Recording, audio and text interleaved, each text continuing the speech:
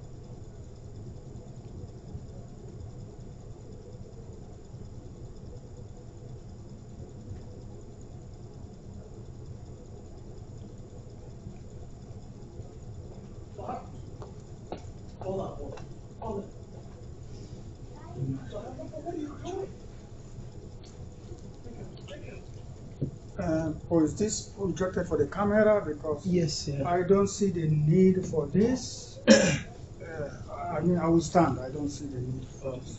Yeah. We'll put whatever is important. Inshallah. Which means probably whatever you go, Yeah. we cannot put everything because Inshallah. there's no possible way.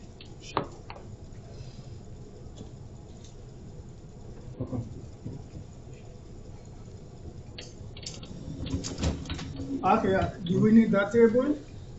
Well, it's up to you if you want. Yeah, I want to stand. You want to start? Okay, no, that's fine. Okay, let's see, let me. Oh, let me connect to it. Okay.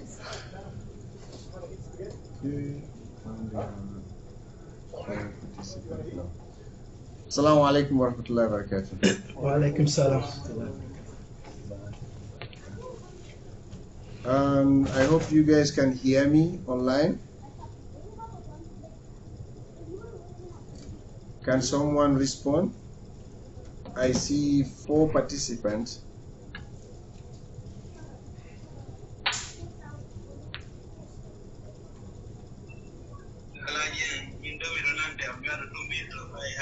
Oh, okay. Okay. Brother Ali, can you hear me? And I see a number here, 341. Can you hear me?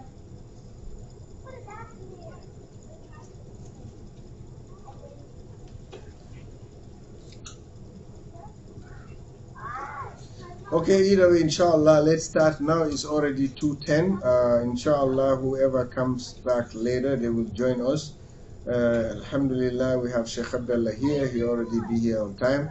So let's start right away because I wanted to give you a little bit of things to carry with you, but inshallah, we'll do that after after Sheikh Abdullah. You know, just a list of things that I know for sure you will need them when you are over there. But inshallah, I will give it to you after Sheikh Abdullah finishes, inshallah. So I'll be here and sitting down. In case you have any question, any concern, please, open up the Zoom and unlock yourself or unmute yourself and ask the question. Inshallah, we'll go ahead and start, inshallah. All right, Assalamu alaikum. I need to get closer. You can come close. Yeah, doesn't matter. I didn't bring my glasses. Don't worry, you can come close. I want. How can I'm trying to find the camera here.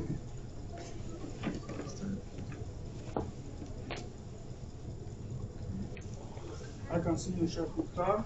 Oh, you can see me. I can see you right now. Okay. Walaikum salam wa barakatuh, ya Okay, Sheikh. so I want to make sure people see the board. Am I blocking the board? No, you are not, but maybe the vision is not that clear. I cannot see the board right now good. You cannot see the board on the. On mine here, I can see the writing, but it's very, very small. Very small. You write a little bigger. Yeah. Sisters here? No, I may need to write a lot. So let the men see. come in front, the women at the back there. Maybe let's bring more chairs, or you know the attendance. You want more chairs? You know their number coming, that's why. Yes. No. Okay. Yeah. No. You can just sit there, sister. Can you see the why not writing? just take the picture and send it to them? The writing. Yeah, take this picture and send it to them. And send it to them? Yes. Okay. Yeah, but which way they will be Write a little bit seen? bigger. No, I just want you to send this picture to the people that you have their phone numbers. I don't know how many of them. Or Send send to it the one group. to them. To the group. Yeah, with the group. Can you do that? Yes. Yes, please, before you connect. Just Before take you a connect. picture of this and send it to them. Take that picture and send it to the group. And I hope this will be clear what I mean. This is June 27, 28, 29, 30, and then July. And this is the Zulhijjah month, the 8th, 9th, 10th, and then 1, 2, 3. I mean 1, 2. Sorry, I made a mistake here. This should be 12, and this should be 13. Correct that. Okay.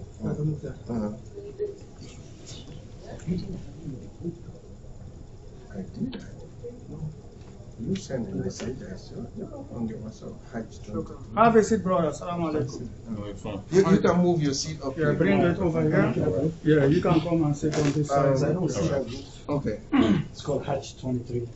Hajj 2023. 2023. I'll try to make sure this thing Yeah. is. Okay, mine too is moving. Okay. So so you guys can see the image here. I don't know. Exactly. I don't have the new one. This is the old one. Big. This is the old one. Can you see me there? Okay. So is this clear for everybody? Please let me know. Move the table, yeah. Move the table a little bit. Yeah. Do like this one. Just. Let me bring something with the block here. Okay. Let's use.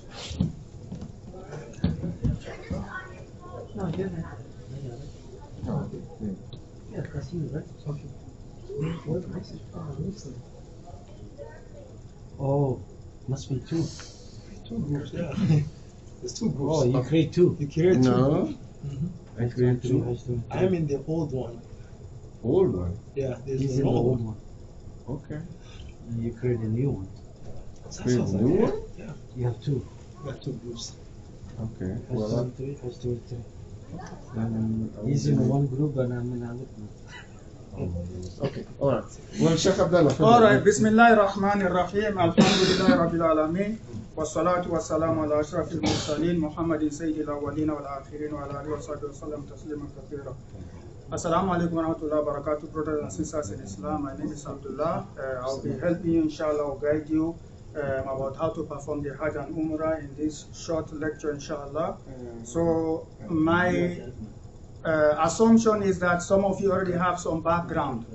I mean, you might have listened to another sheikh, or you might have watched some videos, or you might have done Hajj before, Umrah before. So usually the advice I give is for those of us that are not scholars, those of us that are lay people, what we should do, we have to find one person that we trust, one knowledgeable person that we trust. What that person tells us about these type of issues, we go with them. Or else you will get confused, you will get a lot of views among the scholars, which one to follow. So those of us that are lay people, that's what we should do.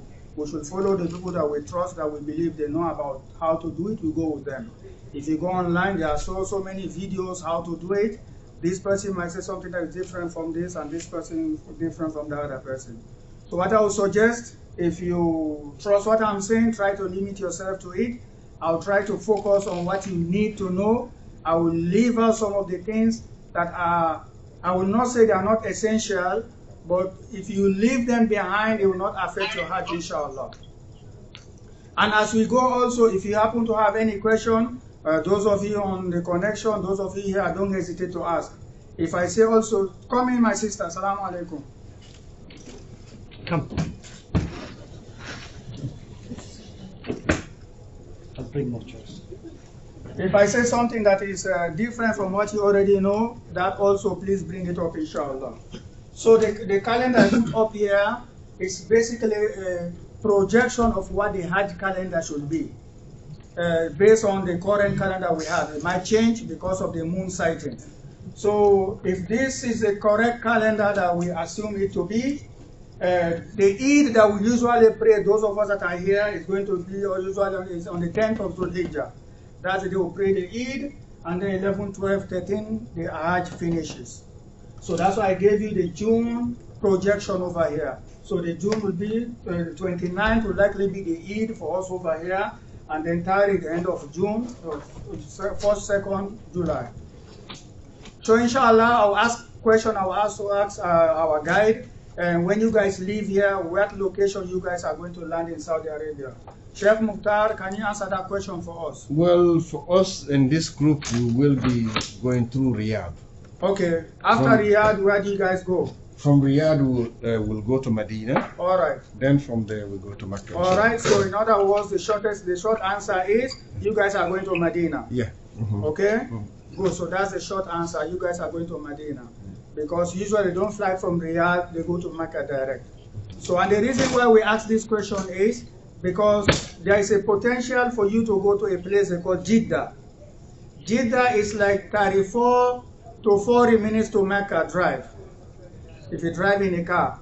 So, and Jeddah is also within the Hajj zone or the Umrah zone.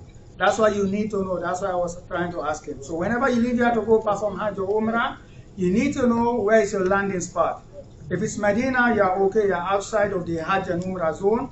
But if it is Jeddah, where it's going to land, and from Jeddah they go to Mecca, then you have to prepare for the Hajj or Umrah before the plane lands. Before the plane lands in Jeddah. You have a question for Ali? Yes. Go ahead.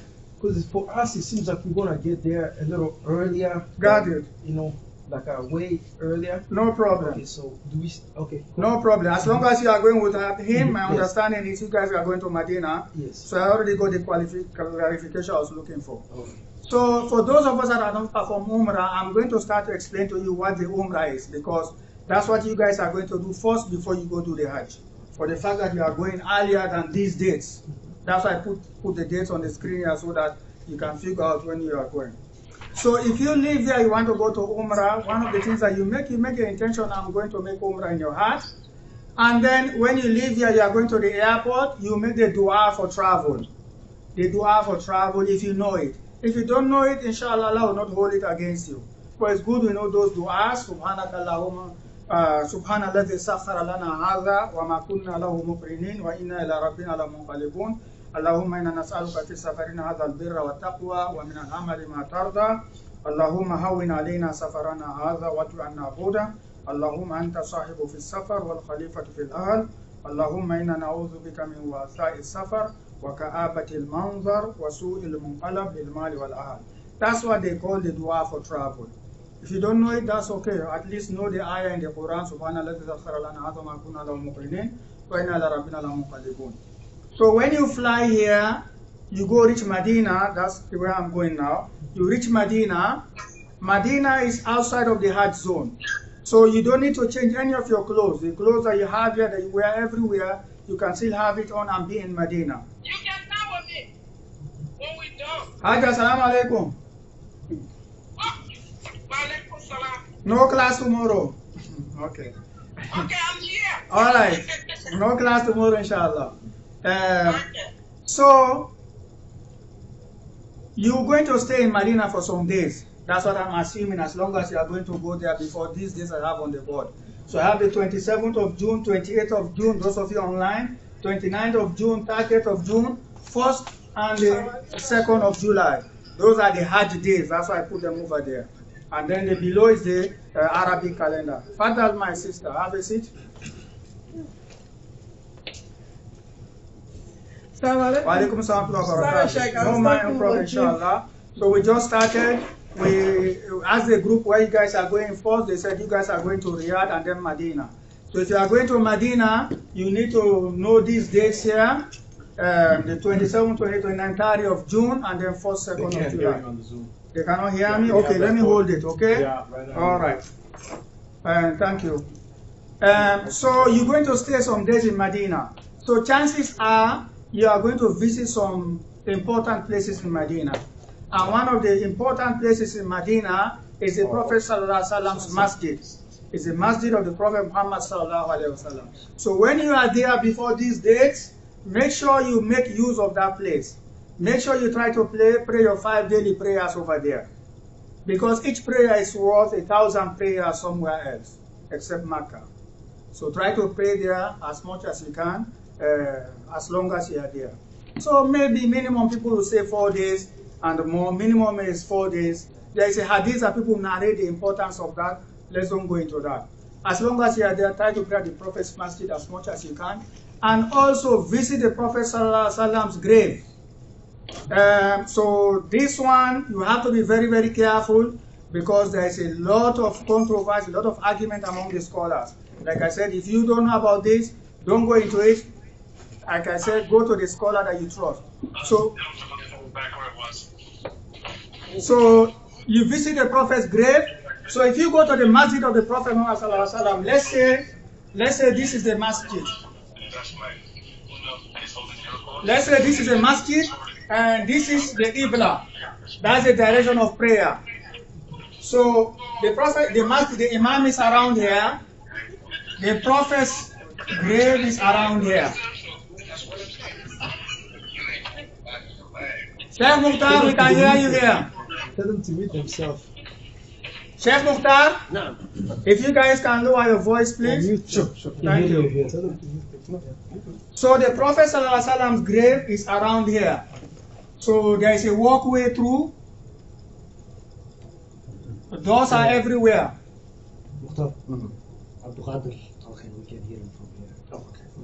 So the Prophet's grave is here.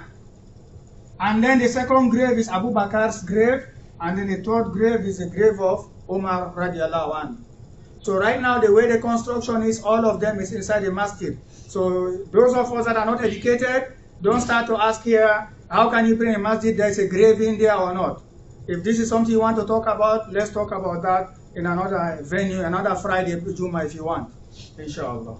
Okay, sir, as we go, if there leave anything behind, please correct, inshallah.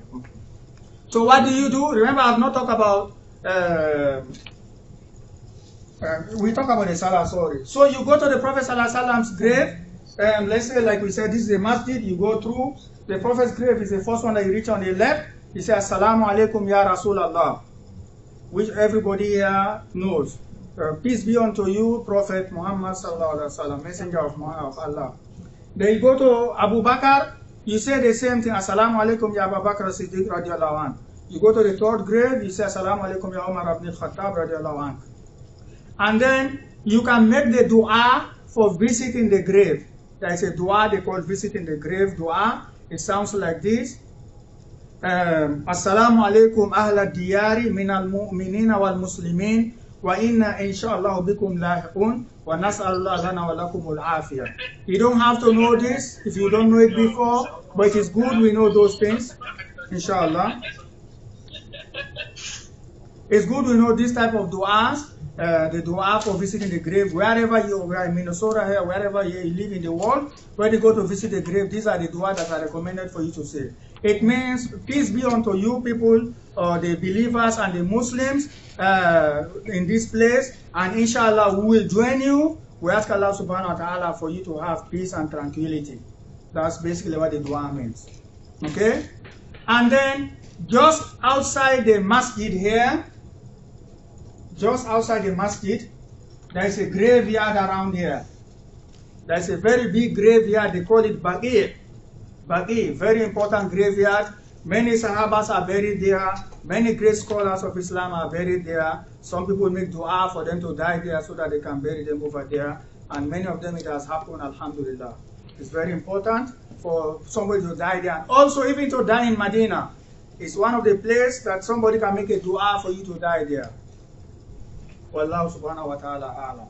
I'm not saying suicide, that's what we are talking about. But please, I can say please don't die there. Then you give me a lot of paperwork, okay? Inshallah, you'll be okay. Inshallah. Inshallah, you'll be okay. Inshallah. Okay. So, the second place, the other place that you could go visit also inside Medina is a masjid they call Masjid Quba. Masjid Quba. So, the Masjid Quba, if this is a Qibla, maybe Masjid Quba will be around here. It will be around here, maybe 4 to 5 miles from the masjid here. It's a walking distance. You can walk, or you can walk, go there. So this is a masjid that was first built in Islam, and the Prophet ﷺ used to go there and pray there. And he also said, if you take wudu, you go and pray in that masjid, it's as if you have performed Umrah. So that's the significance of that masjid, just to mention 2 of them. Also, the place they call Uhud, where the most second important battle of Islam took place, is also now inside Medina. So chances are they will drive you there and take you there. I can't remember the distance from here to there, but it's not that far. It is a drive. Okay? It's a drive, 10 to 15 minutes, no more than that. So it's a drive. They will take you there. You go and see the Sahabas that participated in that battle that were killed. You see their grave sites marked still there, and it is fenced. So like there, you go and make a dua for the dead too. You ask Allah to forgive you and forgive your shortcomings. Allah to forgive all the believing men and women, which is very, very good.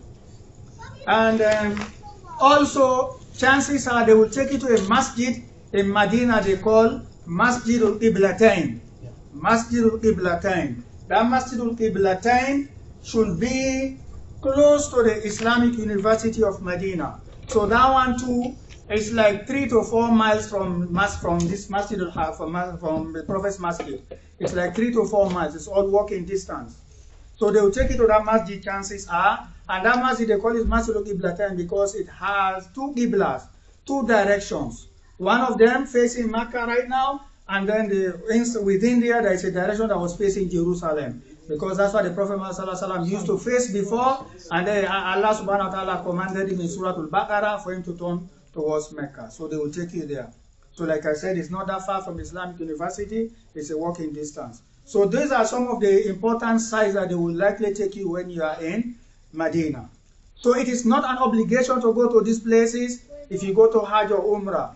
But however, it might sound disrespectful for someone to go perform Umrah and you don't end up visiting where the Prophet ﷺ is lying. Don't tell me, oh, it is forbidden to visit the grave except 3 masjid, whatever. If you know that you want to have argument, please come to the masjid. Let's have a conversation, inshallah, okay? Yeah.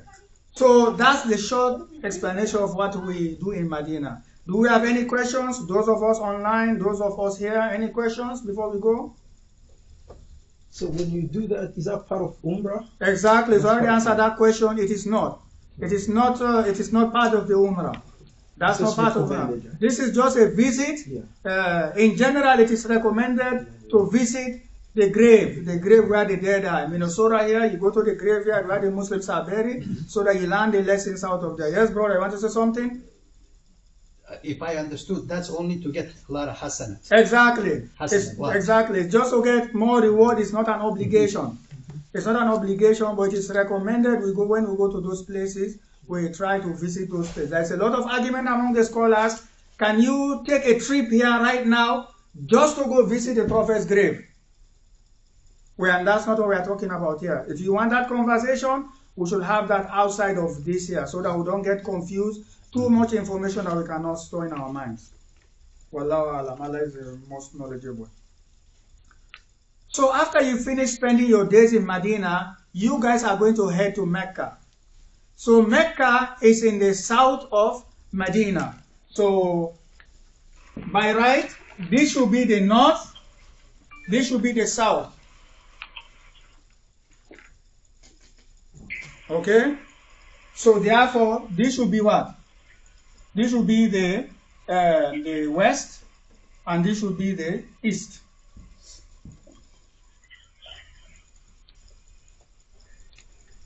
So you see how wonderful this is? When you're over there, you face south to pray. Over here, we are facing northeast. Okay? Yeah, so just a wonder from Allah subhanahu wa ta'ala. So Makkah is in the south of Medina. So when you leave to go perform Umrah, between Medina to Mecca, there is a location they call Zul Hulayfa. They call it Zul Hulayfa. Zul Hulayfa. They call it Zul Hulayfa. So this place is like 11 miles from Medina. It's a driving distance. It's 11 miles from Medina. So this is the place where you make your intention for the Hajj or Umrah. So this is why you need to know when the plane leaves here where it's going to go land. Like I said at the beginning. So because you have to make your intention of performing the Hajj before you reach at this location here and leave it, before you leave this location. Because from this location towards Makkah is within what they call the Hajj zone or the Umrah zone. So you should have your intention of performing Hajj or Umrah before you cross that.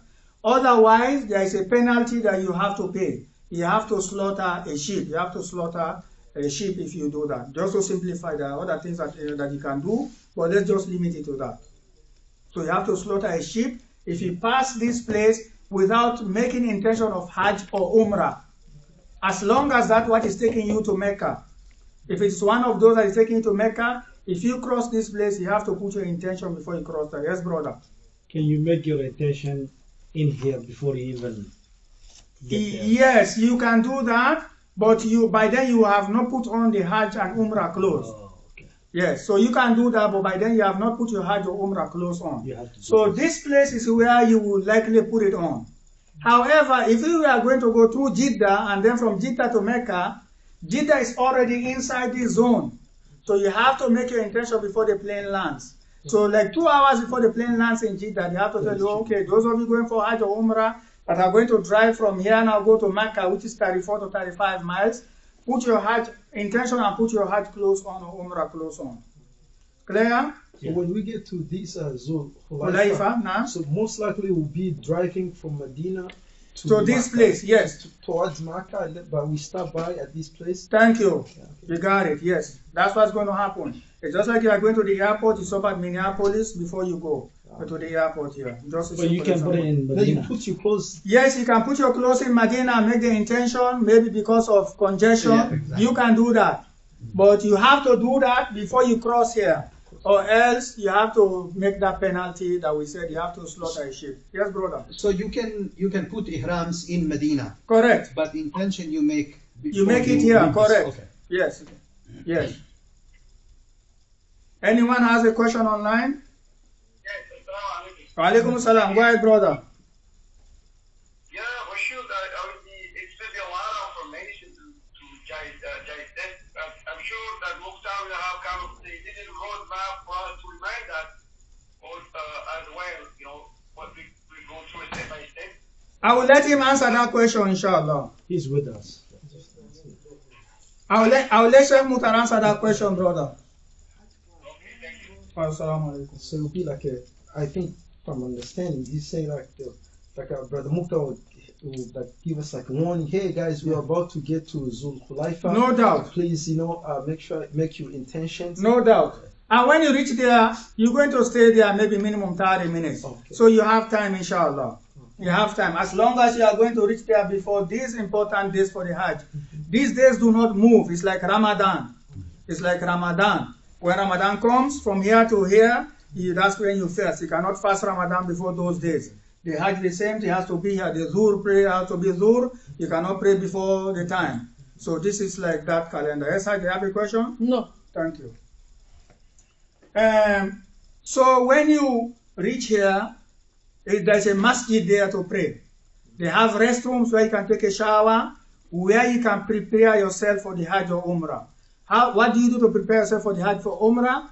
You cut your nails if you have not done that. You clean your armpits, shave it if you need to, clean your private parts, make your hair nice before you put on the Hajj clothes and then continue. You can also put perfume for the men before you put on the Hajj clothes to go. Okay? For the women, it's recommended we don't put any attractive perfume, inshallah.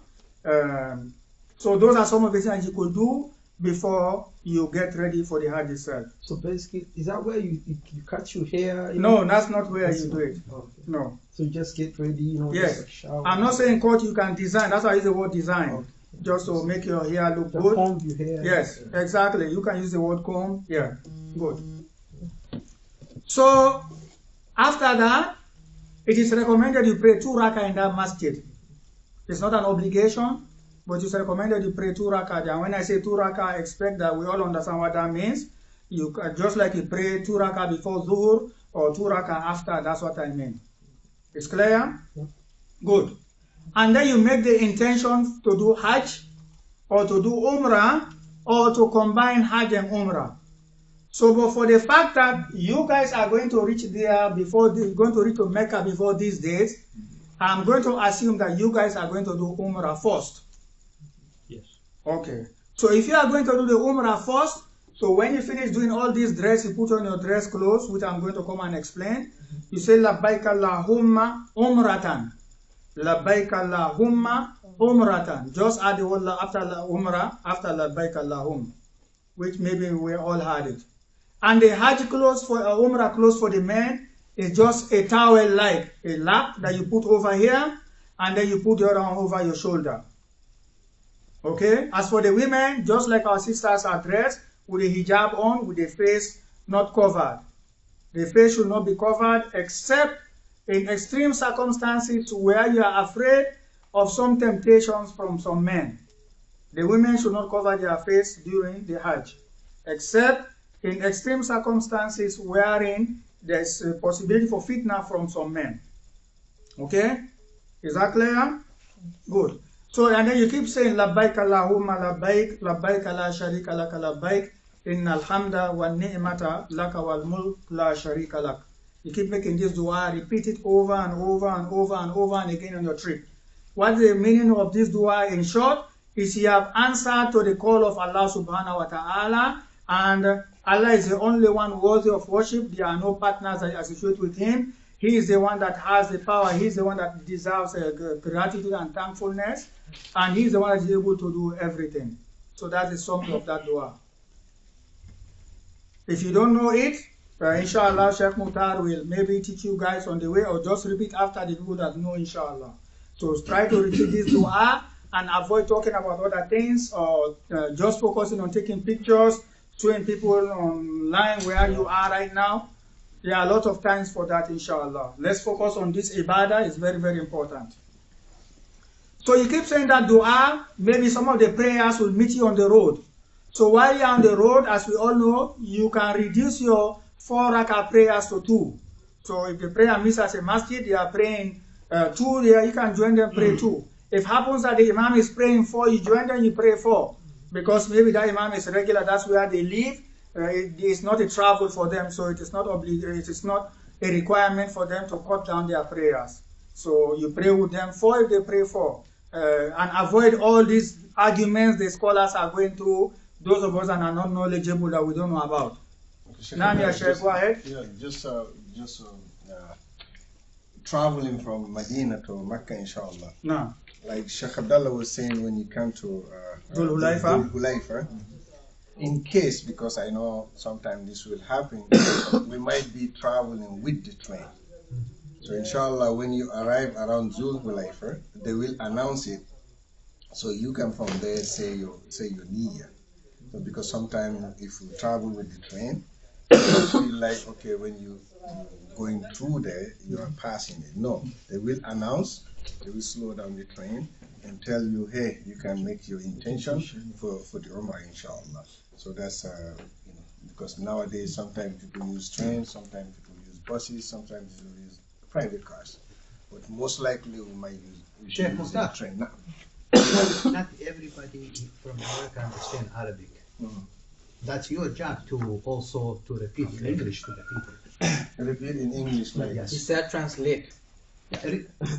translate. What language tell they the are people now? in English. Oh yeah, no, they will do it in Arabic, then also do it in English. Oh, Oh yeah, in there they will do it Arabic, both Arabic and English. They will say, "Dear pilgrims, you are arrived at the miqat. Please do your intention." Can you tell them how they treat the English over there? No, How they teach somebody who can speak English over there? I mean, something funny. One Egyptian guy told me he was teaching English in a high school. So all the teachers, they call them Sheikh. But now he's a teacher, English teacher. They call him Mr. Sheikh. Mr. Sheikh. All right, let's continue, inshallah. Okay. So you keep repeating that word. It's prayer miss you on the way you pray, like we said, until you reach Mecca. So when you reach Mecca, from Medina to Mecca is like 230 something miles. 230 something miles. 236. That was the post they have on the road at one time before. Okay. So when you reach Mecca, the first thing you try to do is to make sure you have wudu. Make sure you have wudu for those of us that are praying. And then you try to go and do your umrah. So the umrah is now what I'm going to come and explain to us here, inshallah. Ken, do we have a white here? Yes. If we have, or I'll just use my hand. No. Oh, just Give me the towel here. 0. Okay, no no. worries. Yeah. Sure. Just one, inshallah.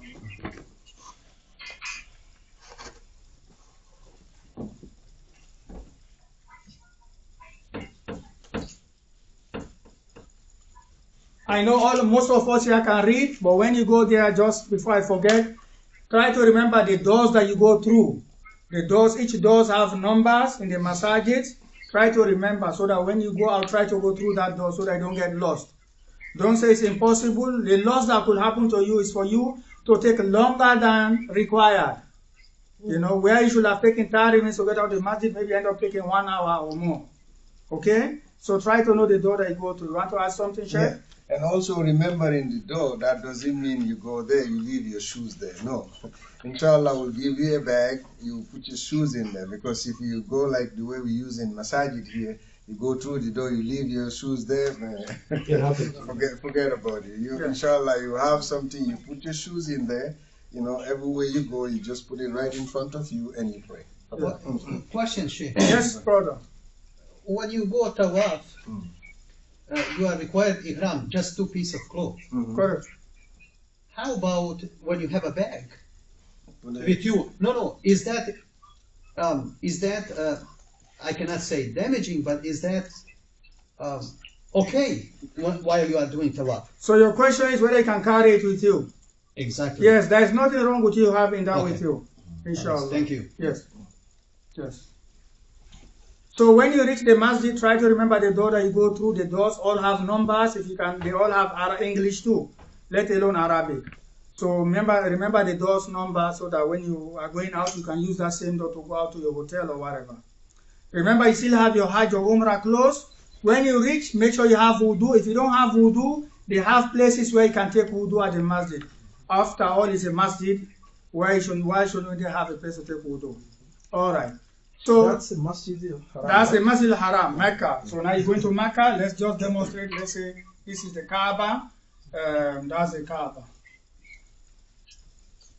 So the masjid is very big. You have wudu. The first thing you do, you go do what we call the tawaf. And the tawaf is for you to go around the Kaaba. So for you to go around the Kaaba. So what do? It is recommended you come and start at one of the corners, especially the one where the black stone is. Where the black stone is recommended, you go and start there. So what do? You go, you try to touch the black stone if you can. If you cannot touch it, you try to smell it first if you can. If you cannot, you try to touch it. If you cannot touch it, you just wave your hand towards it. Because it can be so crowded that it will be virtually sometimes impossible for you to get close to it. Don't force yourself there and end up injuring other people. And also it's a one direction thing. It's a counterclockwise, anti-clockwise. So the Kaaba should be on your left when you are going around. Okay, so you go around like this. You have wudu, you start here, you go 1, 2, 3, 4, 5, 6, 7. It is recommended for the men, the first 3 ones, you increase your speed a little bit, not just like you walk ordinarily. You increase your speed into what they call harwal a little bit. For the first 3, the women can walk as normal. All around it? Yes. The first yes. 1, 2, 3, a little bit fast, a little bit. Okay, we don't want to go reason why. Let's just try to focus on the actions that we need to do that will improve our Hajj, inshallah. The last 4, you can go slow as you walk ordinarily here. Okay? When you are doing that, there is no specific dua for you to read while you are doing that. However, it is recommended for you to read Rabbana Atina Fid Dunya Hasana wa Fil Akhirati Hasana wa Qina Azaban Nar. Oh Allah, give us in this dunya what is good and give us in the akhirah what is good and protect us from hellfire. That's a dua that is encompassing of everything that we need in this dunya and the hereafter. So you go around the Kaaba 7 times. Let's say while you are going around the Kaaba, you broke your wudu. If you break your wudu, let's say you are in this corner here, around where Masjid Ar-Rahim is, you break a wudu, you can go take your wudu and then you come and start here and continue. You are on the second one, you break your wudu, you can go continue. You take wudu, you come back, you continue on that second one, you go 3, 4, 5, 6, 7. You don't have to start from scratch like the way we do Salah. Okay? Now, my left out. So, yes, brother. At this point, you only do the dua, you don't say Labbaika, Allahumma Labbaika. If you want, you can say it. You can say it as much as you can. Yes. Dua, right? Yes. Yeah. You can say whatever dua that you want. There is no specific dua.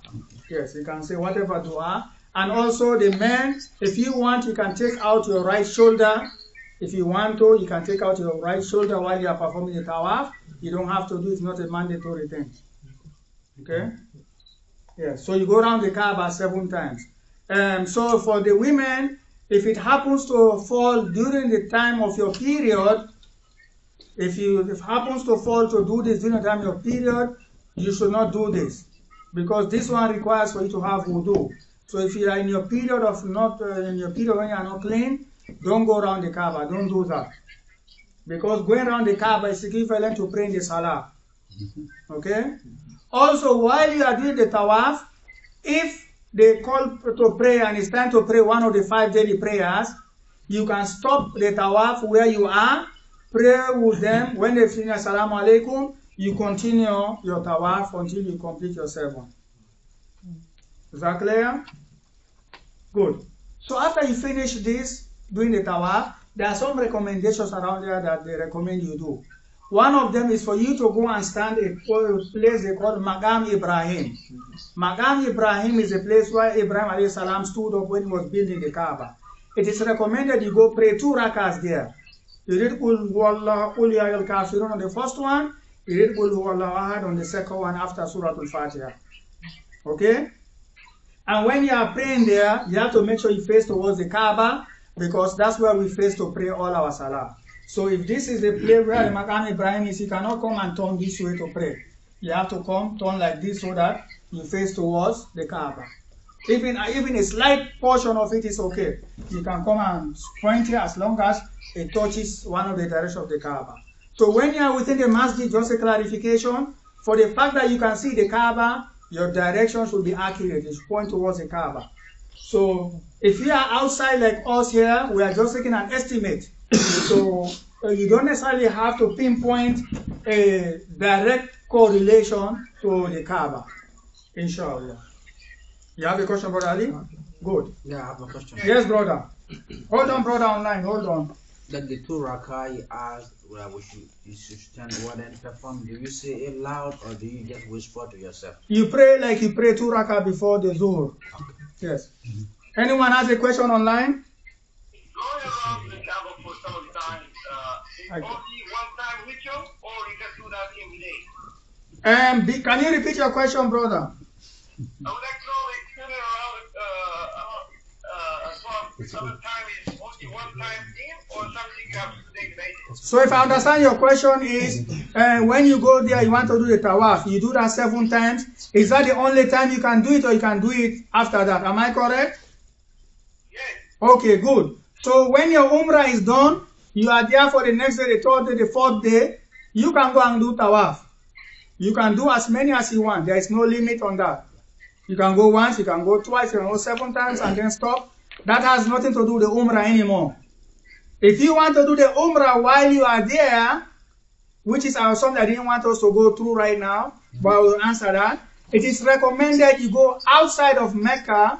There is a place they call Masjid Aisha. Masjid Aisha. You go there, you make the intention of the umrah, and then you come back and do it. Is that clear, brother? Yeah, thank you. Barakallahu fiik. Okay. Another thing I will add there, Brother Ali. Some scholars recommended that we here that traveling to Mecca, sometimes doing the tawaf every day is good for us because you never know when you are coming back, because that's the only place you can do tawaf.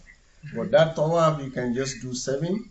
If you want, you continue another 7, and if you want, you continue another 7. But it takes a lot of work for you to do that. But inshallah, when you get there, you can do it as much as you want, because they recommend that you and I, we don't know when we are going back. It's sometimes some people recommend to do that more nafila. You just sit there and pray 2 rakah.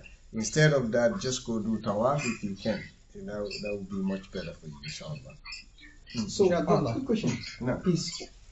Is Umrah equal to Tawaf, right? If you do Tawaf, that, No. I mean, what Umrah is basically, I'm trying to understand that Umrah, if I do Tawaf, does that mean I complete Umrah? No.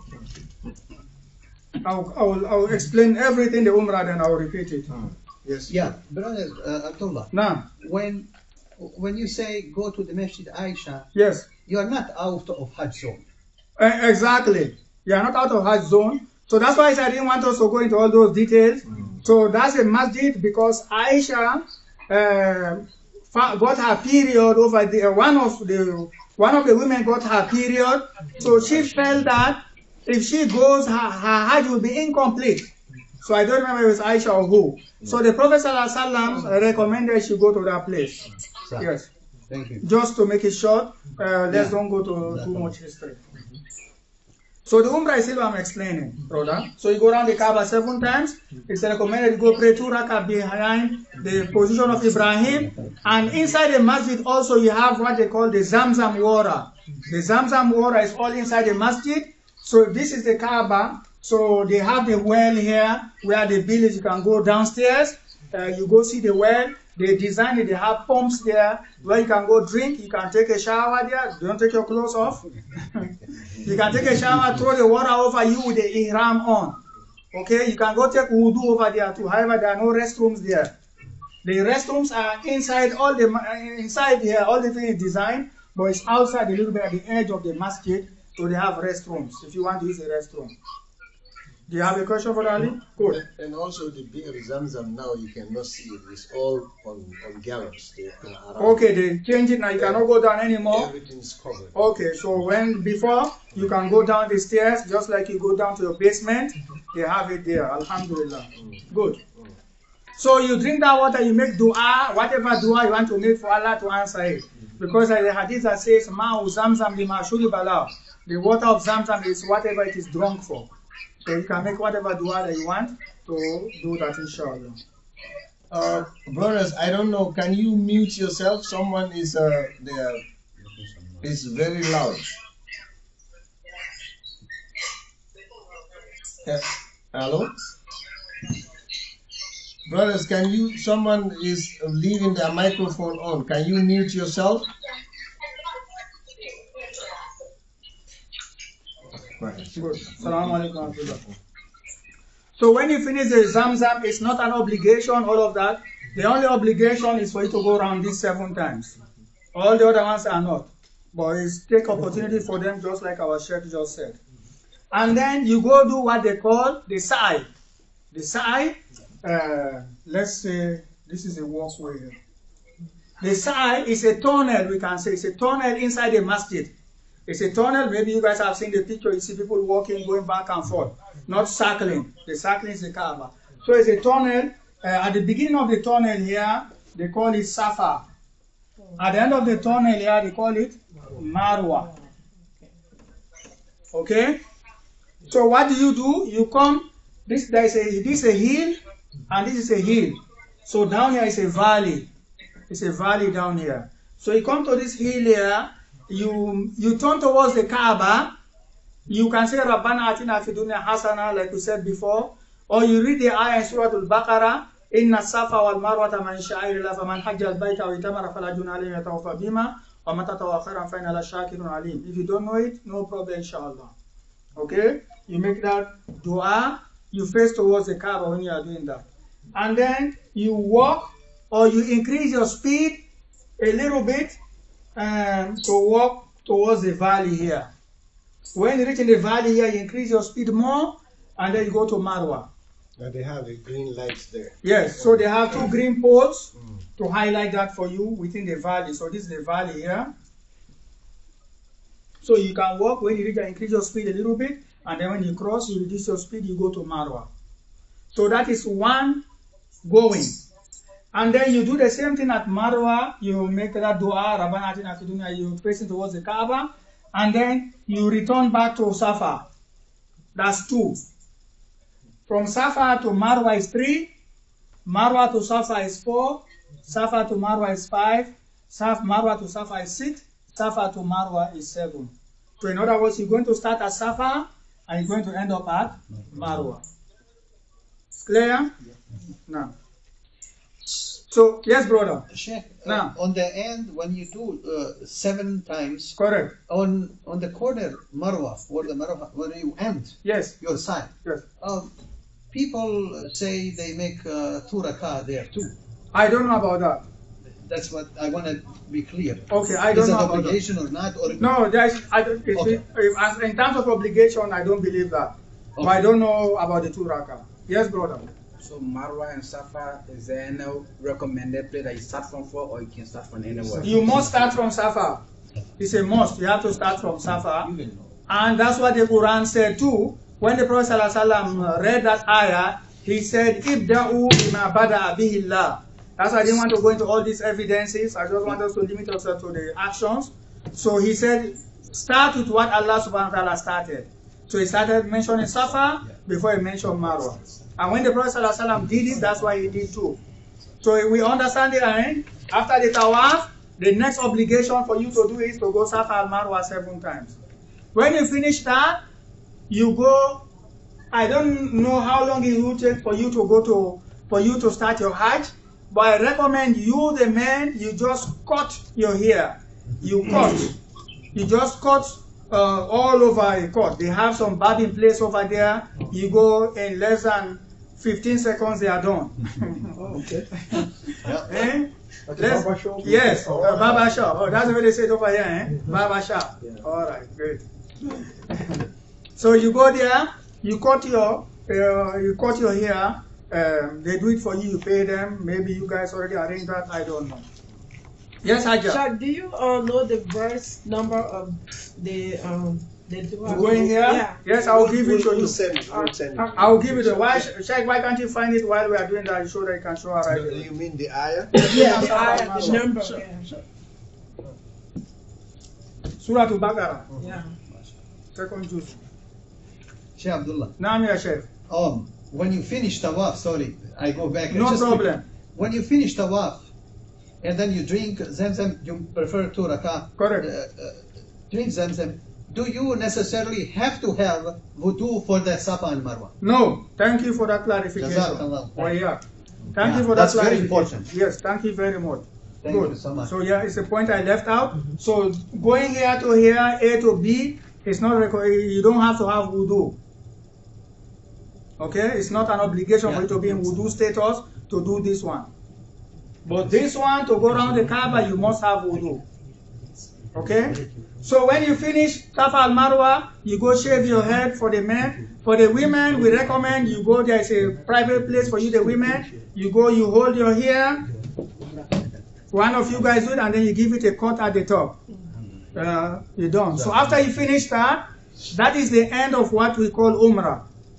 So when you hear somebody saying, I went to do Umrah, this is the action that they just did. From Medina to Makkah here. You leave Medina, you reach Zul Hulayfa, you make your Hajj intention there, you put on your Hajj clothes, you make Labbaik Allahumma Umratan if you are just going to perform Umrah, and then when you reach here, you go around the Kaaba with Wudu 7, you pray behind Maqam Ibrahim, you go to Zamzam, you go Safa al Marwa 7 times, and then you shave your head. Is that clear? So you complete your Umrah when you shave your hair. Correct. Then the Umrah is done. So after that, you are going to stay in Makkah for some days. So if your days are going to be outside of this calendar, so you take off your Hajj clothes. Because many of the people now, when they go to perform Hajj, they perform it one of 3 ways. One of 3 ways of performing the Hajj, depending on your school of thought. With the Malikis and the Shafi'is, we do what they call Ifrad. Ifrad. Ifrad is when you go to perform the Hajj only. That's the Shafi'i school. I didn't Maliki. I didn't want to go into all those details. That's why I asked you maybe based on your background. The Hanafis, maybe some of the Europe, those that have Turkish influence, the Indian subcontinent, when they go, they do what they call Iran. You don't have to know all this right now. Just ignore this right now. They do what they do Iran. Iran, they combine the Hajj and Umrah in one trip. They don't take off their Umrah clothes. So when they finish this, even before this date, they don't take off their clothes. The same thing goes if you are going through the Shafi or the Maliki school. Regardless of what day you reach, you don't take off your Hajj or Umrah clothes. The only one that you take off your Hajj or Umrah clothes is the Hanbali school, the Saudi school. Let's make it in quote unquote. That's the only one you take off your Umrah clothes when you arrive there before this day. Clear? Good. So that's the end of the Umrah. Do we have any questions on the Umrah? Okay, Sheikh Abdullah, Naam, some clarification. How, let's say when to shave your hair. Yes. So we're all in the ihram clothes. Yes. So can someone cut for me, or is someone who's not in the ihram status can cut for someone? As far as I know, you can cut for the other one when the Umrah is done. When the Umrah is done, when you finish the Tawaf, when you finish finish the Sa'i. When you finish the Sa'i. When you finish the Tawaf, they finish the Sa'i. Yes, you can do it for somebody else. For someone who did not, he's still under the. Yes, I didn't find any exception to that. Okay. If you found anyone, let me know. Okay. Let's review it. I have not found anyone yet that says for the fact that you are still on the ihram, you cannot do it for someone else, because by the time you finish the tawaf, the sa'i, all that is left for you to shave your hair, and you can do it for somebody else, and somebody else can do it for you. Okay. Inshallah. But if you have any way, now somebody said hello. Yeah, I need it because of my phone. I don't know how to go inside. I don't hear nothing from beginning. Okay, can you hear me right now? Yeah, I just hear you now, right now. Okay. Have you ever performed Umrah before? Have you ever performed Umrah before? Nothing. I just hear you. Okay. Right now. So when you go here, you're going to go to Medina. Yeah. When you reach Medina, Yeah. you buy your jilbab. Yeah. You buy your jilbab. You stay in Medina for some days, Yeah. and then when you're ready to go to Mecca, you go through a place they call Zul Hulayfa. Yeah. There is a town from Medina. It's like 11 miles from there. Yeah. When you reach there, you put on your ihram, close the ihram. It's for you to make the intention of the Hajj. You put on your jilbab. Make sure your face is not covered. When you put on the jilbab, don't cut your nails, don't cut your hair, don't cut your armpit, don't clean your private parts. And then you say labbaik Allahumma umratan. And then you continue to say labbaik Allahumma labbaik. You say labbaik Allahumma umratan. Yes, yes. You say that umratan, yes, because you're only performing umrah right now. Okay. So you continue saying labbaik Allahumma labbaik labbaik la sharika lak labbaik innal hamda wa ni'mata lak wal mulku la sharika lak until you reach Mecca. Okay. When you pray on the road, if they pray Dhuhr 4, you pray 4. If they pray 2, you pray 2. Maghrib you pray 3, Fajr you pray 2. When you reach Mecca, the first thing you do, you make sure you have wudu. Okay. You enter the masjid, you go around the Kaaba, you do tawaf. Okay. You go around the To do right. wudu, you saw where we go there to do. There's a place for men, for women to take wudu at the masjid. Okay. So you go do the tawaf, you go around the Kaaba 7 times. Okay. When you finish, you go behind Maqam Ibrahim, you pray 2 rakah. Okay. And if you can, you go to Zamzam, you drink some water there. And then you go do Sa'i. Sa'i is between 2 hills in the masjid. They call it Safa and Marwa.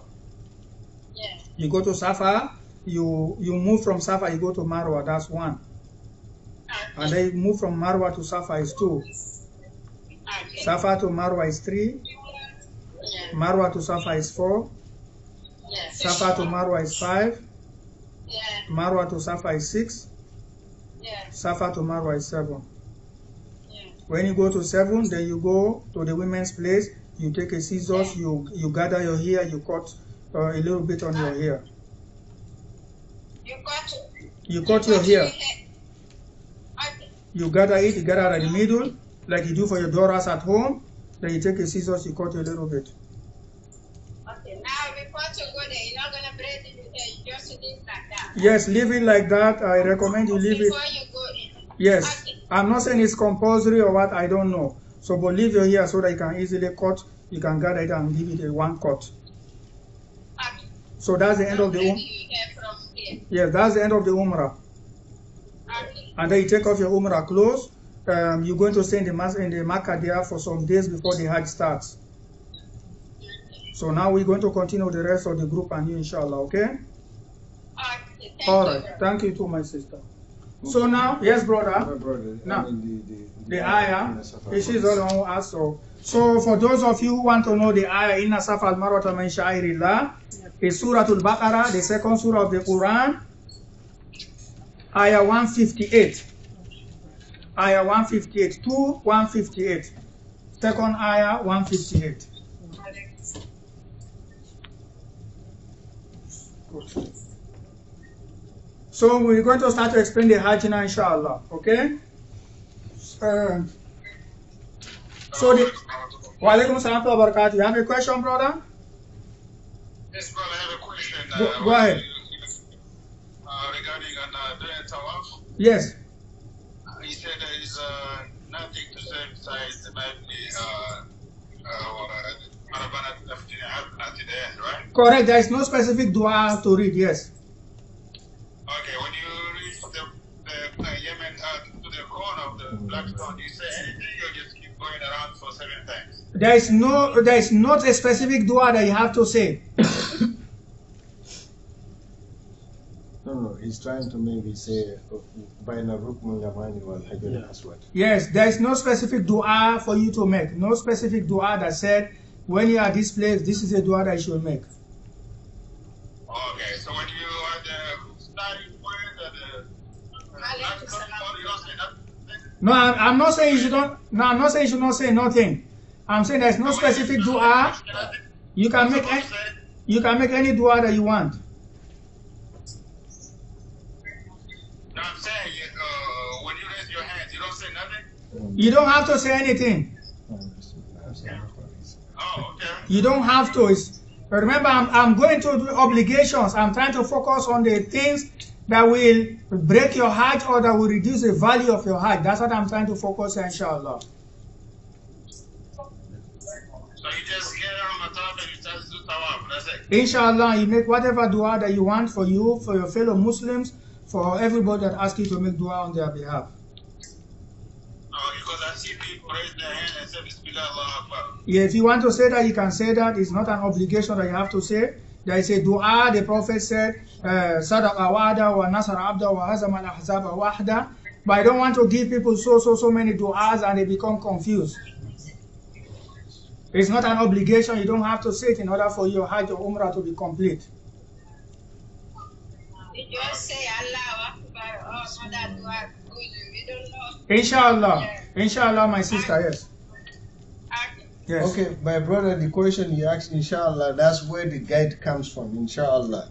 We'll be with you, whatever we do, you repeat behind us, inshallah. But what Sheikh Abdullah was trying to say here, sometimes we get confused when we watch these YouTube videos and all this thing, and the Sheikh will say, so no. What he's trying to focus here is for you to get complete Umrah and complete Hajj. What is those necessary things is just like to be, to just give you easy example, it's just like, car is a car, but someone can have a Toyota, someone can have a Mercedes, someone can have this.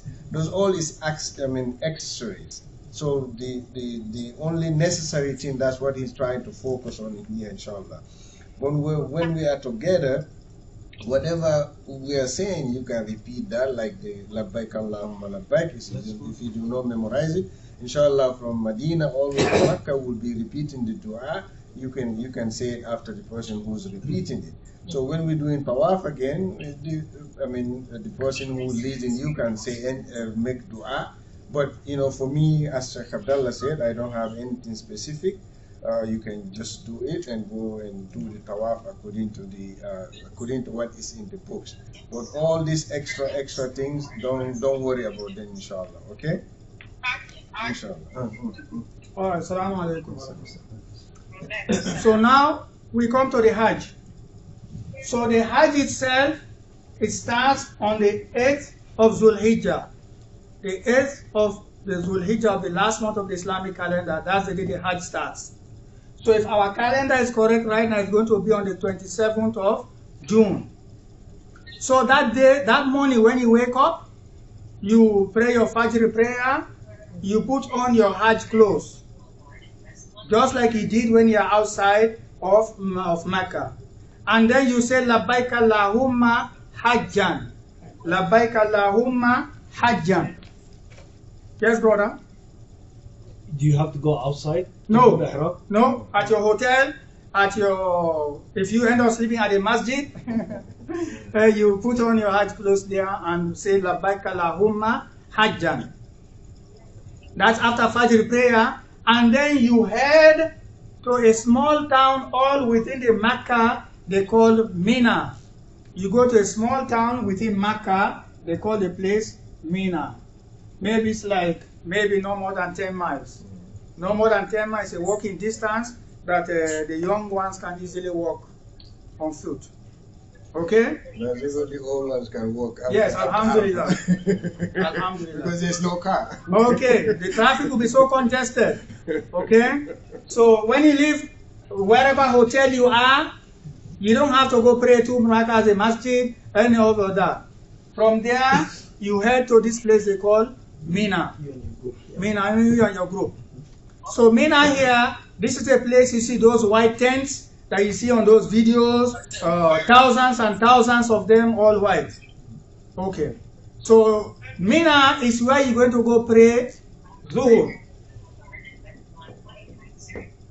You're going to pray Zuhur there, Asr, Maghrib, Isha, plus Fajr the next day. So again, Mina, you go to Mina, you already prayed Fajr while you are in Makkah, wherever you are. You go, you pray the Zuhr, Asr, Maghrib, Isha, and Fajr for the next day. So this is all on the 8th day. How about if you didn't make it for Zuhr or Asr? If you don't make it for Zuhr, Asr is nothing wrong, inshallah. Okay. It's nothing wrong for you if you don't make it that day. It's nothing wrong. You pray the Zuhr too with the Iqama, they make Adhan, you pray 2 there. for the Zuhr. The Asr also you pray 2. Maybe you guys in your area you pray in group, chances are. And then the Maghrib you pray 3, the Isha pray 2, the Fajr of course you pray 2. You combine them? No, you don't combine them here. Just 2. You pray 2, you combine them. You already get a discount. Yes. Yeah. So, however, if you want us, yes, when we say you don't combine them, we are not saying it's haram. Let's understand that too. We are not saying it's haram for you to combine. But we are trying to explain close to what the Prophet ﷺ did. Okay? So he prayed 2 here, 2, 3, 2, 2.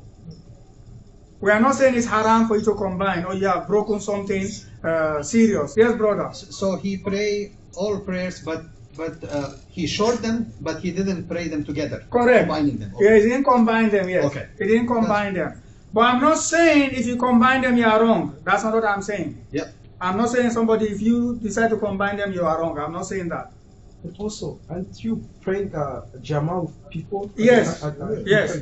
Yes. And majority of these people will pray 2-2. Yeah. Yes. Tent. In the tent. There are masjids within, there are 2 masjids around. But chances are you end up praying in your tent. Everything is designed, they have rows, everything is have numbers and IDs, just for you not to get lost. Make sure you know where you are. Don't just depend 100% on your guide. Okay? I'm not saying because it's here, I'm just talking in general terms. The next day, the Fajr you pray where? You pray at Mina. So, and that's the 9th. So this will say this is the 8th. So now we go to the 9th. The 9th is Arafah. The 9th day, you go to the place they call Arafah. So this is all within Mina, and it's a walking distance. All of this is walking distance. So you go to Arafah after Fajr prayer, so you have that time to walk there until Zuhur. So when you go to Arafah, that's where you're going to pray Zuhur and Asr. You go after Fajr, yeah? Yes. Oh. That's why you got to go pray Zuhur, and Asr. Arafah. So you pray Zuhur and Asr during Zuhur time. Together. Correct. You pray Zuhur 2, you say Assalamu alaikum. You get up, you pray Asr 2, you say Assalamu alaikum. Clear? You pray them when? During the Zuhur time. So now from Zuhur time to close to Maghrib, what should you be doing? This is where you should make the best dua that you know in your heart. This is a significant part of the Hajj. Al-Hajju Arafah, kama qala sallallahu alayhi wa sallam. The Prophet sallallahu alayhi wa sallam said, Hajj is Arafah. If you miss any other thing, you can replace them except that day. Except that day. That day you have to have that, even if it's a moment. Even if it's a moment, you make sure you have your feet fall within that Arafah zone, even if it's 1 second, for your Hajj to be regarded as a Hajj. So you pray Zuhr and Asr during Zuhr time.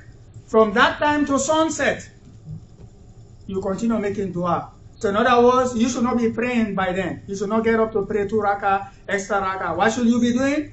Make dua. Raise your hands up and make dua.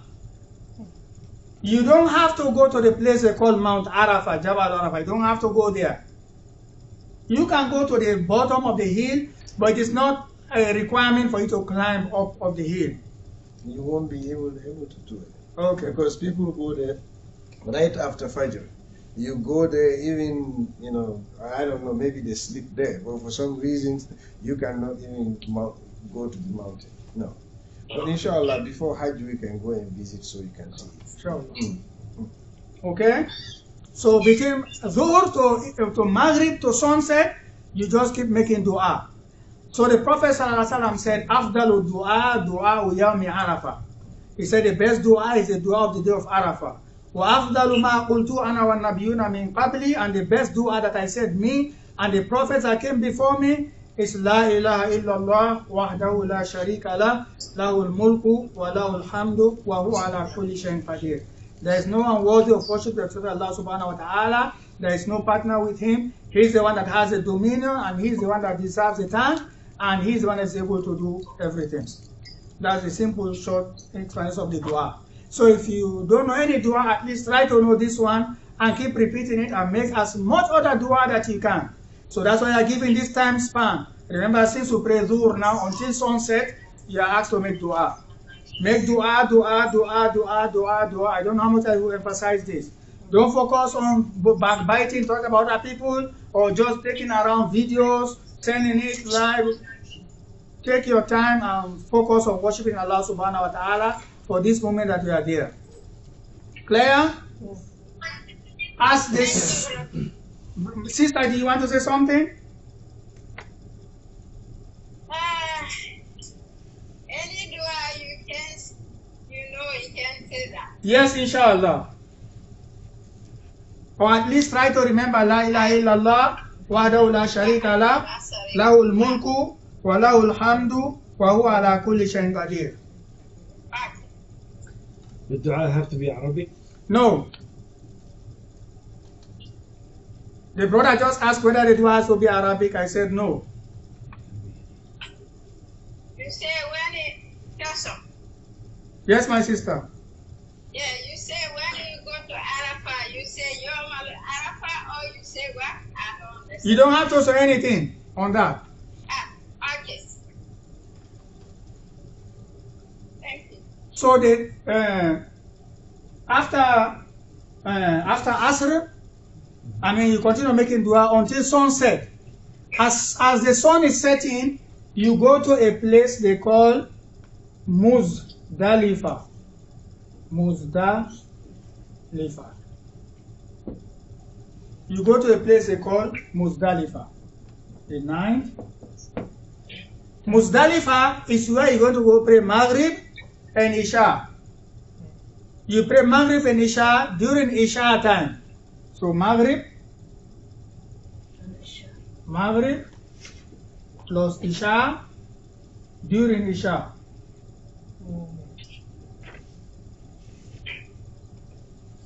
Sometimes that during Isha is 1 a.m. The bosses, before you get Exactly. The bosses will be crawling like this. Like this. Okay? Sometimes Yeah. it will be 1 a.m., 2 a.m. Yes. Yeah. Before you get Inshallah. there. So yeah, that's one of the I left out. You have to be really strong. Okay. Energy, need a lot of energy. That's why it's recommended we try to do it in our young age. Inshallah. Maghrib Isha, during Isha time, and then from then you can go to sleep. In the morning is the day of the Eid. The Eid that we pray here on the 10th of the Hijjah is this day. That you pray Fajr in the morning at Muzdalifa. You pray Fajr there. It is recommended at night you try to find 7 small pebbles, 7 small stones. 7 small stones. So remember 7 is very important here. Tawaf is 7, Sa'i is 7. Also the small stones, you try to find 7 of them. Not big stones, small symbolic stones. Don't take them from here just to reduce yourself. Go there, they have stones there, inshallah. Now, so you find 7 small stones, and then after Fajr prayer, you're going to go back to Mina. You're going to go back to Mina. Mina is where you're going to use those 7 small stones. So those 7 small stones, you're going to go throw them in one of the 3 jamarat. One of the 3 jamarat. The jamarats are some poles that they have designed. 3 poles. 3 poles. They have the small one, they call it Jamaratul Surah. And then they have the one in the middle, they call it Jamaratul Wusta. And then they have the big one, they call it Jamaratul Kubra. The one that is towards Mecca, towards the masjid where we all turn to pray. So on that 10th, after Fajr prayer, where do you head? You head for the big one. You go, you take those small stones. So over here they have designed roads where they have stairs. You can go like 3 layers to make it comfortable for people to throw those small stones in one of those 3 pillars. So you take your small stones. If this is a pillar, you are here, people are all over. You take the stone, you say, Bismillah, Allahu Akbar. You don't have to hit it. You just have to make sure it falls within the ring that they put in there.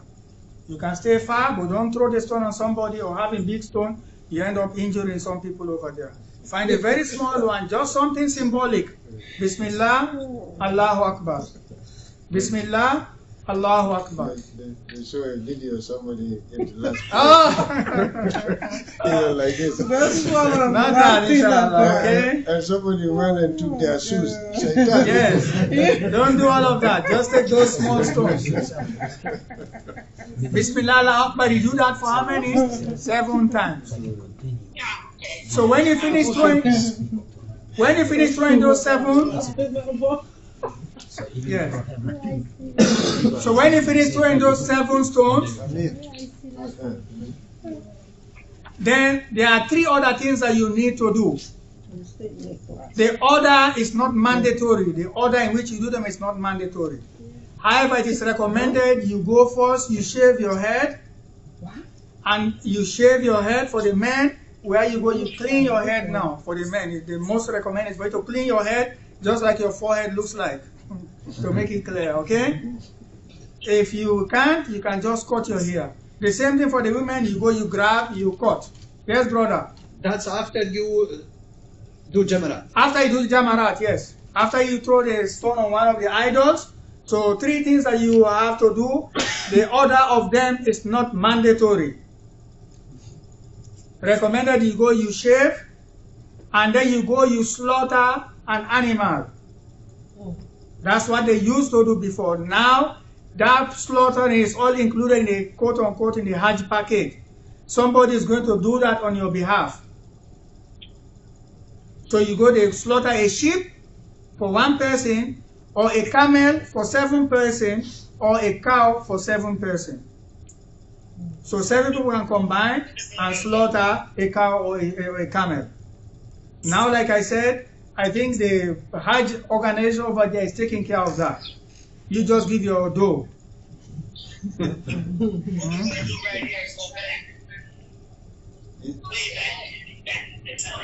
You said any questions? Is somebody asking a question there? Hello, my brother, can you mute yourself? Maybe someone is at work. Okay. Yes, brother. Jamarat, Yes. you have to hit the big one only. On the On the 10th, you only throw on the big one. On the 10th, the Eid day, that we pray Eid over here, only the big one, and you do that from Fajr to the end of the day. Okay? And then you go, you shave your head, you slaughter an animal, because I'm going you the way the steps are, but I've already told you that basically somebody is doing that on your behalf. And then you go back to Mecca.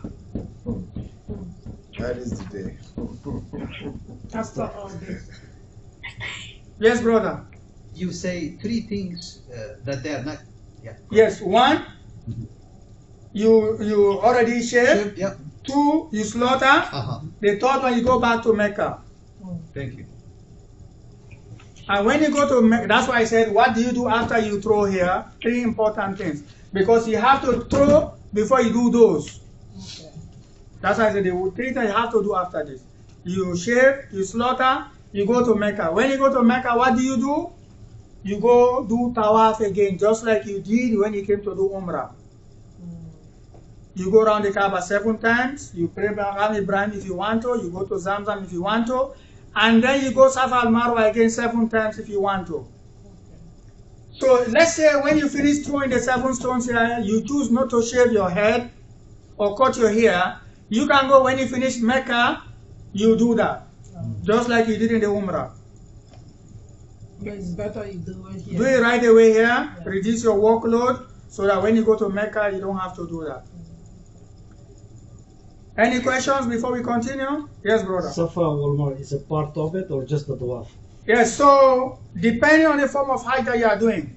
So that's why I'm assuming for the fact that you're going to reach the place before this day, you are going to take off your Hajj clothes. For the fact that you're going to take off your Hajj clothes, then you are supposed to do Safa al-Marwa again. The Hanafis, the Abu Hanifa, when they go, they don't take off their Hajj clothes. Day 2, they have to do 2 tawaf and 2 sa'i. The only ones that do one sa'i, the only one that do one sa'i are the Malikis and the Shafis. I don't want to go into the details. Focus with the scholar that you trust, go with that. And avoid all these differences of opinion that you don't have evidence for, you cannot establish it. Maybe at the end I will give you a story, if we have time, about an incident that happened some years ago among some scholars in Saudi Arabia about this, if we have time.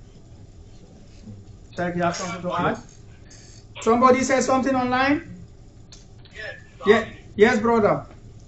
Basically, we do the same thing twice. We do Umrah first. The second time would be easier for us. But when it comes to shaving our head, that will be done within the room, but we have to bring something to do that, or it's done by barbershop. You can do it anywhere. Somebody can do it for you, you can do it for somebody. They have a barber shop. They have barber shops everywhere. Brother Ali, inshallah, for that day I will shave you, okay? I will have the machine. Just ready to pay me extra for that. Okay, I will charge. You know, by the way, when I was a student in Medina, that's what I used to do. We used to collect a lot of money in that. It's a clean shave, like a We complete. go Yes. close to the, No, you we don't go have to. close to Jamarat, Yes. we sit Just like down you with do right our now. razor blade. You come However, it's recommended you you know, clean it clean. 10, Like, 10 real, yes. 15 real, we shave your hair. But that, you don't have to worry about it, inshallah. Okay. All right? So the 10th is the busiest day. Yes. Busiest. Make sure you have a lot of energy that day. Let's repeat what you do on the 10th. You pray Maghrib and Isha Muzdalifah on the 9th. You pray a Fajr in Muzdalifah in the morning. There's other place that you go to. I left that one out. They call Masjid Ar-Rahim. Let's don't go there. Try to do the obligations, inshallah. It's not an obligation to go there. So the 10th, after Fajr in Muzdalifah, you go back to Mina. So you go to Mina. Mina is where you go to Jamarat. Big Jamarat. You throw it 7 times like we said. You don't have to make any dua after that. You go shave your hair, you slaughter an animal, you go back to Mecca, you do tawaf 7 times, you do sa'i 7 times to make How it short. about if you didn't get a chance to go to Mecca, do tawaf inside? If you don't have the chance for do it, that tawaf is an obligation for you to do. On the 10th. On the 10th is an obligation. Yes, it's an obligation for you to do. That's my understanding. Tawaful ifada. It's an obligation for you to do. Or tawaful ziyarah. And you have to do on the 10th. You have to do it on the 10th, yes. If I get any other opinion against it, I will let you guys know. I will let him know. But my understanding is an obligation and you have to do it on that day.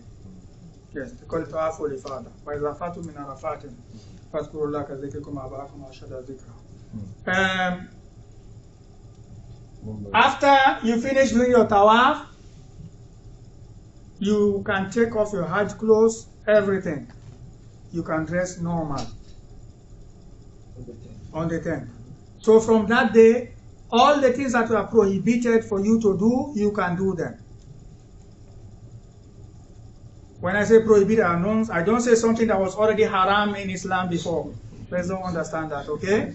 I mean those that are specific to the Hajj. Cutting your nails, cleaning under your armpit, putting perfume, those type of things, or having a marriage ceremony, or having sexual relationship. All of that, try to avoid. There are a lot of details, especially about the sexual relationship. I don't want to go into all of that. Just try to avoid it when you are there within these calendar days here. Try to avoid it, inshallah, if husband and wife are going together. Don't go and find anyone for your daughter there, or for your wife, or for your son. Wait until these days, and then you can find somebody to marry your son or daughter if you want to after that. Okay? There are a lot of other details. Let's try to keep it so that we can remember what would be beneficial for us. So you go to, from when you finish the tawaf, you go back to Mina, you go sleep at Mina. 11, 12, 13. Mina. So you go sleep to Mina on the 11th and 12th. What do you do on the 11th? After Zuhur prayer, you try to get 7 stones, 21 stones. It doesn't have to be after Zuhur, you can get it any time of the day. But before you go to the 3 Jamarat, you try to find 21 small pebbles like you did for the first day, but the first day was 7. You try to find 21 stones. So after Zuhur, you go to the Jamarat, you throw 7 stones on the big one, on the small one, 7 stones on the middle one, and 7 stones on the biggest one. Big, bigger, biggest. Okay? So when you come here, you take the small stone, you say Bismillah, Allahu Akbar. Bismillah, Allahu Akbar. Also, it's within the ring here. As long as the stone falls within there, you don't have to hit this. But make sure the stone doesn't fall outside of the ring. If it falls outside, try to repeat it. All of these, you don't have to have wudu to do them. The only side where wudu is for you to go around the Kaaba. And when you are praying your 5 daily prayers, or any other prayer that you are praying. When you finish throwing 7 stones on the small Jamarat, you are allowed to make a dua in between before you go to the second one. You can make a dua, whatever dua that you want to make. And then you come to the second one, you throw the second one also 7 times, you make dua before you go to the third one. When you go to the third one, you throw another 7 small stones. When you finish there, you don't make any dua. Oh, wait. So the 21 stone or? 21. 7, 7, 7. Oh. The 10th is only 7. The 10th, each day. Okay. Only the big one, only one you throw. Yeah. The 11, 12, 13, you throw on all 3 of them. On the 11th, 12th, 13th, which is here, which are going to be the Tariya, the first and the second.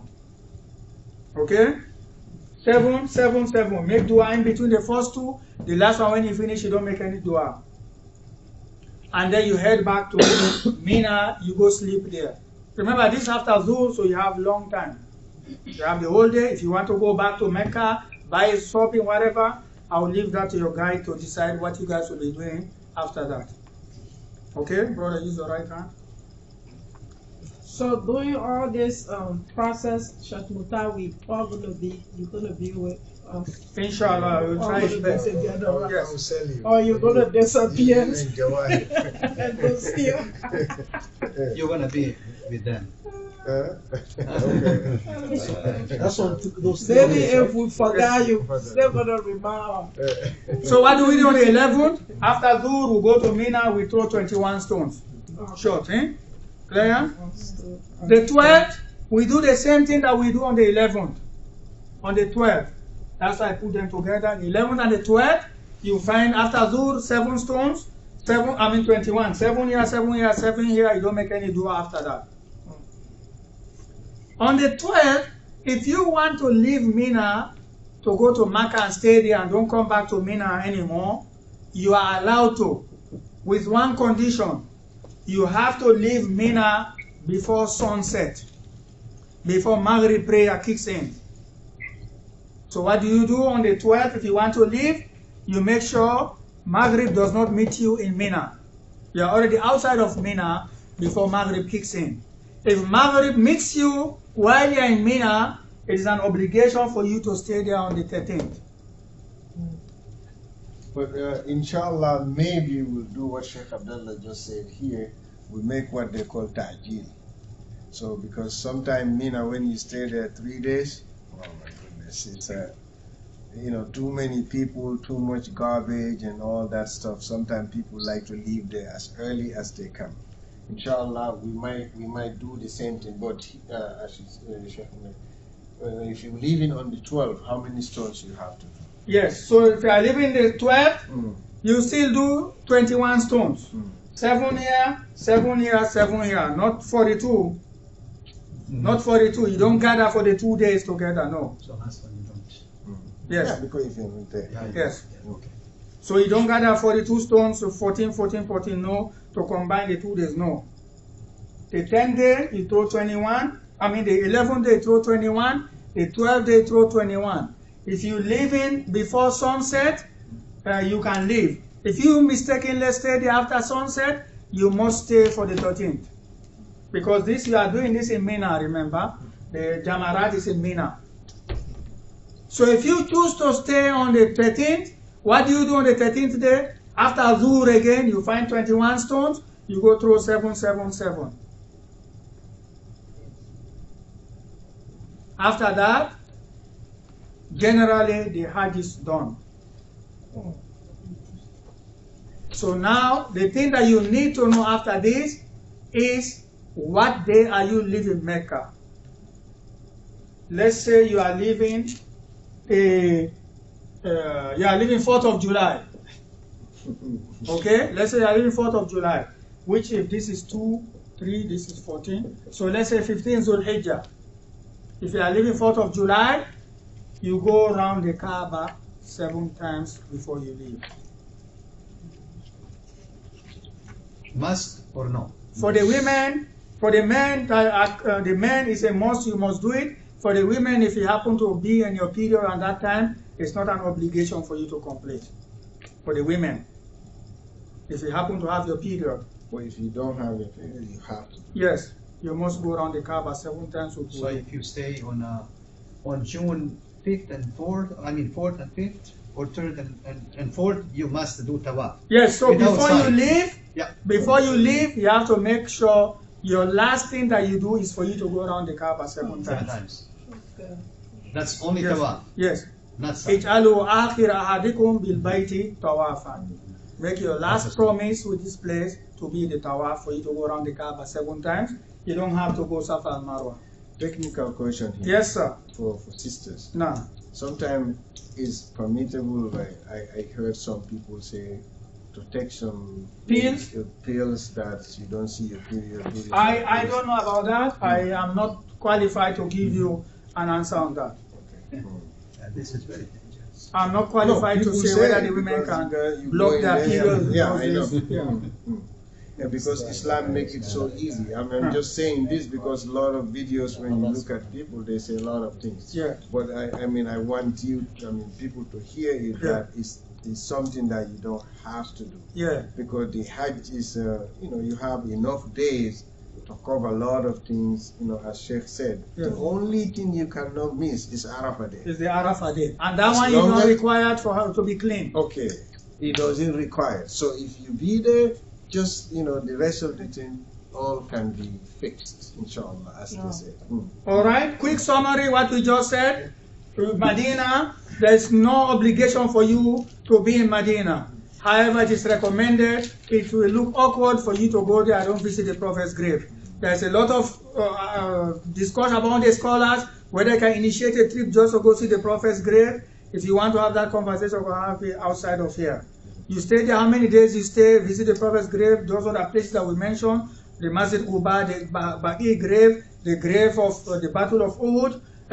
After that, when it's about for you to go to Umrah, when you reach the place called Zul Hulayfa, you make your Umrah intention. Labbaik Allahumma Umratan. Yes, brother? Okay, as Sheikh Abdullah said, visiting the grave of the Prophet Sallallahu like we in our group, inshallah, when we go to Medina, we might not be able to do that, because what happens is right now they have a program they call Nusuk. You have to go book, reserve for you to go there. It's very, very hard to be in there. But inshallah, for us, after Hajj, we'll be coming back to Medina. Coming back to Medina at the time, there's not that many people. Inshallah, you can stay Medina 2-3 days. That will be much easier then, inshallah. What about the shopping? Shopping again, I will say shopping.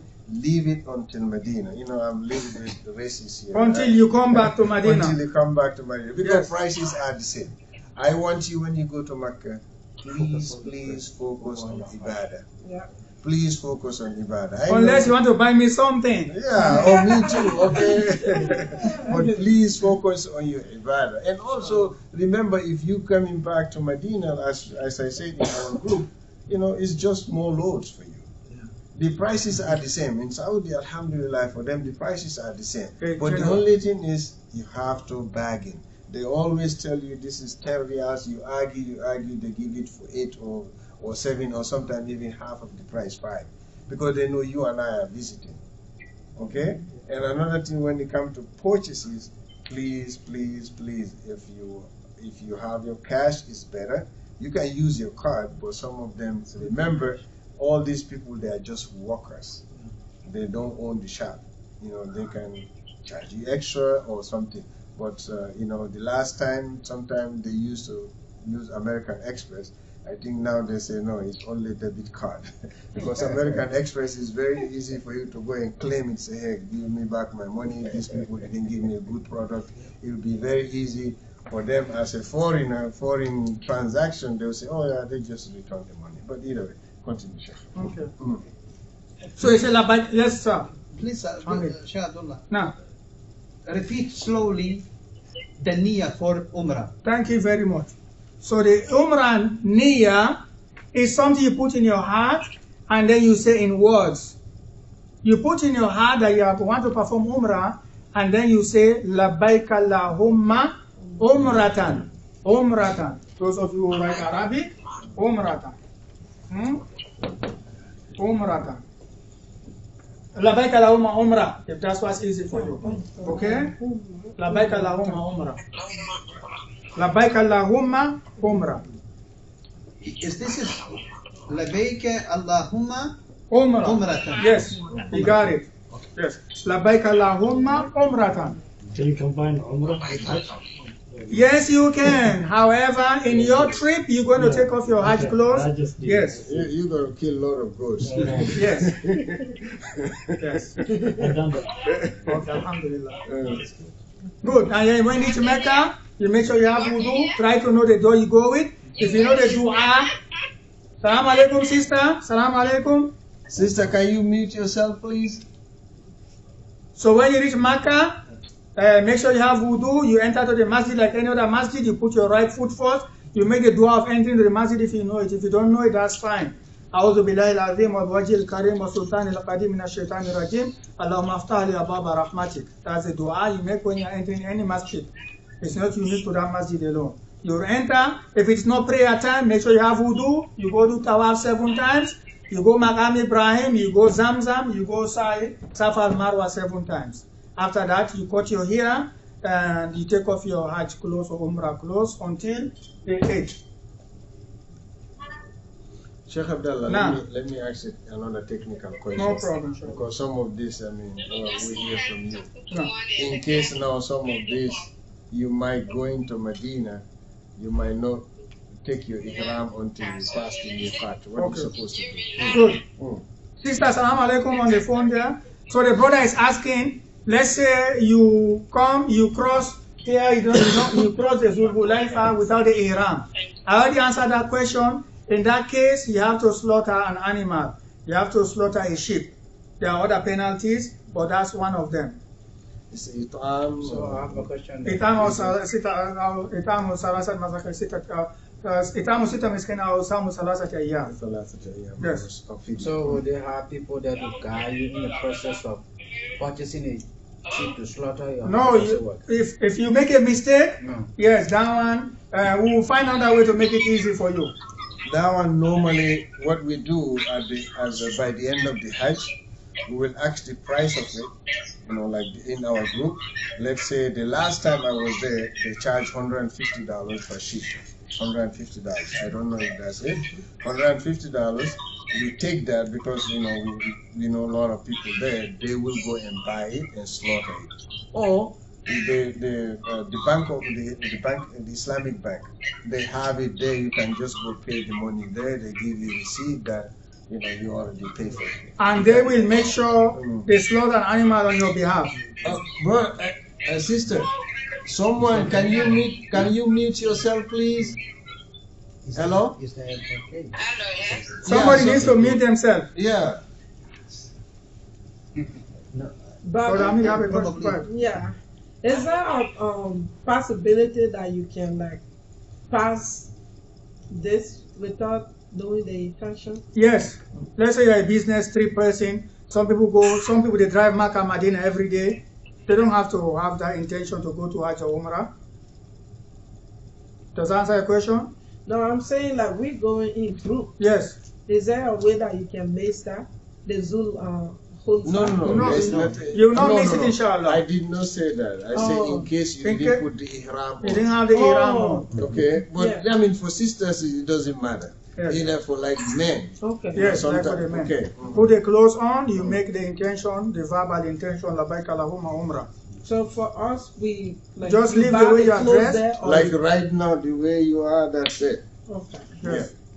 It's all works. The clothes women can wear and same clothes in Hajj, women. Correct. But men is different. So, Yes. So maybe the sister didn't understand. No, she did. No, She did. she did understand. To buy She did. that clothes.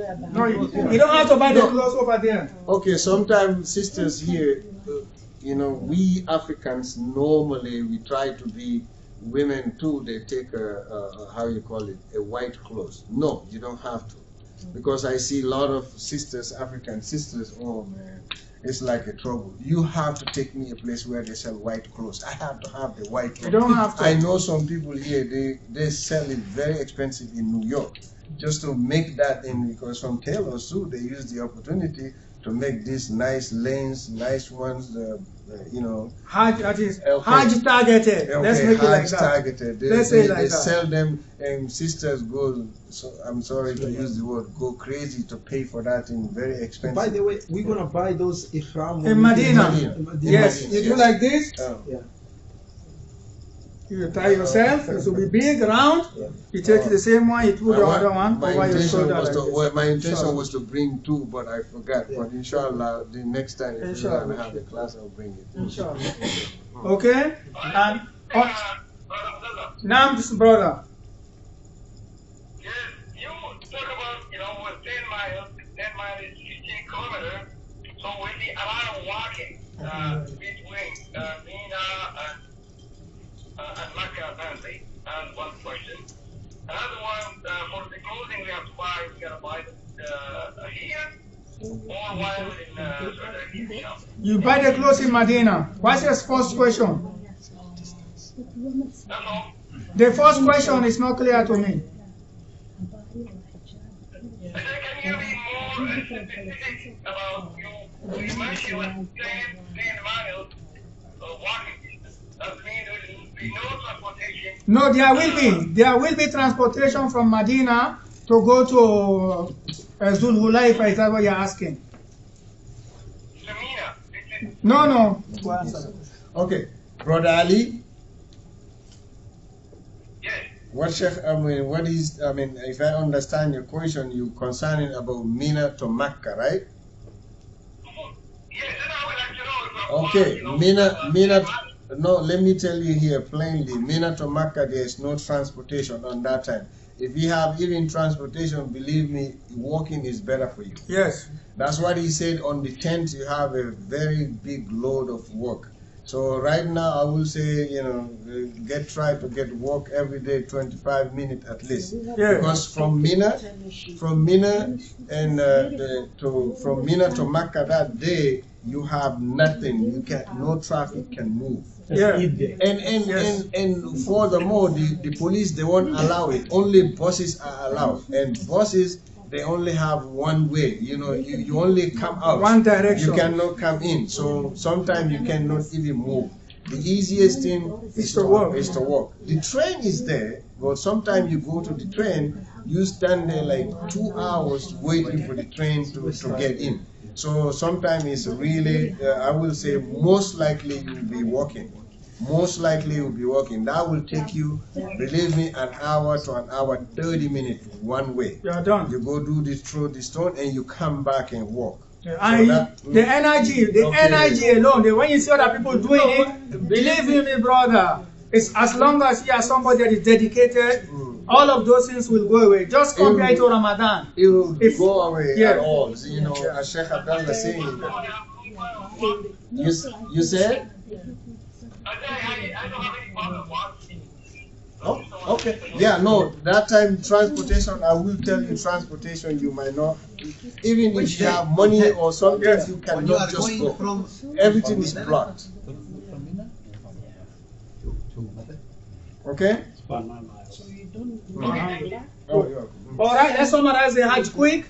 So on the 8th, which is likely going to be on the 27th of June, What do you do on that morning? You make the Hajj intention. You say Labbaik Allahumma Hajjan. Labbaik Allahumma Hajjan while you have your ihram clothes. You put on your clothes, you go to Mina. Mina is where you're going to go pray Dhuhr, Asr, Maghrib, and Isha on the 8th.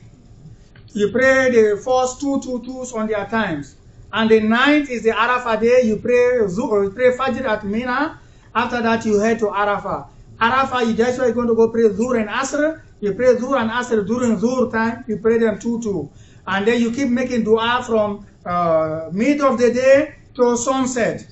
As the sun is setting, on the 9th, you head to Muzdalifah. Muzdalifah, you make sure Maghrib and Isha meet you at Muzdalifah. That's what's going to happen anyway. You go pray there Maghrib and Isha during Isha time. Maghrib 3, Isha 4. 2. Isha 2, you find 7 small stones for the next morning, which is the 10th of Zulhijjah. On the 10th of Zulhijjah, after Fajr prayer, you go to Mina, you throw 7 stones on the big Jamarat. 7 stones only. After that, you go shave, you go slaughter an animal, and then you go to Mecca, you go do 2 hours 7 times, and then you do Sa'i 7 times. After that, your Hajj is almost done. You can take off your Hajj clothes, and then you head back to Mina on the 11th. Yes, brother? So I have a question on the 3 Jamarat. Yes. Is there any letter or impression or the sizes that differentiate? Yes, there is a difference. The sizes are different. Yes, the big one is the one towards Mecca. The 2 small ones are the ones that you will reach first if you are going from Mina to Mecca. If you are going from Mina to Mecca, the small one will be first, the middle one second, and then the third one, the big one is the third one, which is towards Mecca. And the third one is the one that you throw stones only on the 10th, and you only throw 7 stones. And after that, you go to Mecca, you go do Tawaf 7 times, Sa'i 7 times. You go back to Mina and sleep there. On the 11th, after Dhuhr, you find 21 stones. You come to the small one, you throw 7, you make dua after that. 7 to the middle one, dua after that. 7 for the big one, you don't make any dua. You go back to Mina on your camp. The 12th, you do the same thing that you do on the 11th. If you decide to leave Mina on the 12th before the sunset, then you can leave. If sunset's meeting in Mina, you must stay there for the 13th. After the 13th, the next morning you do on the 13th, after Dhuhr, you find 21 stones, 7, 7, 7. After that, you go to Mecca. You stay to Mecca until the day you're about to leave Mecca to go back to any other place outside of there. The day you are leaving, you make sure you go around the Kaaba 7 times. Question, Sheikh. Yes, sir. People who doesn't work on that day, like, can someone throw? Yes, somebody can do this toning on behalf of you, but you want to go to all of those details. Try to do it yourself. Like sisters, something happened, you're sick, you are tired, someone can do these tones for you. Correct. Yeah.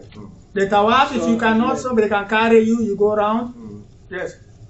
So, like, I have a question that is like, if someone is sick and someone is doing the throwing of the stone on behalf of another person, do you have any supplication you can say reciting that person's name? No, just make the intention. Like somebody tell you, go buy grocery for me at the store. Okay. You buy, bring it for them. Okay. That's just like that. You already have the intention, you are doing it for them. You don't have to say any words. Your action, your deed is always already the intention.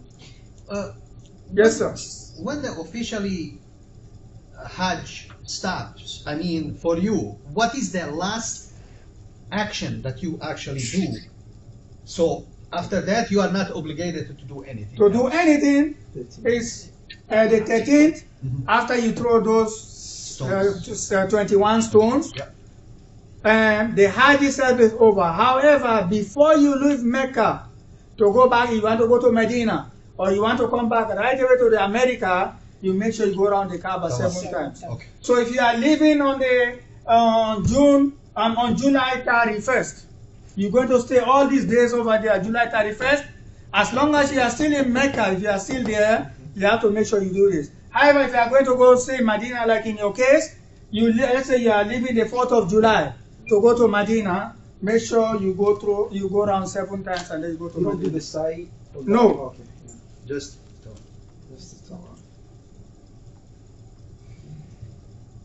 Any questions online? Alright then, Salaam alaikum wa rahmatullahi wa barakatuh. Ask Allah subhanahu wa ta'ala to make it easy for you guys, to accept it for all of us, to make it easy for so many people to go and perform it, and for us to come out with clean slate, so that we don't have any sins in ourselves, inshallah. We ask Allah to answer all the du'as that you guys will make for yourself, on behalf of your family, on behalf of all the fellow Muslims that are alive and dead. Assalamu alaikum wa rahmatullahi wa barakatuh. Hello, now, brother. Can you take a picture of the bird? Oh, Okay. I don't intend to write good, so Take the picture. Yes, if you can post that for us. Okay, sure, we'll do that. Okay,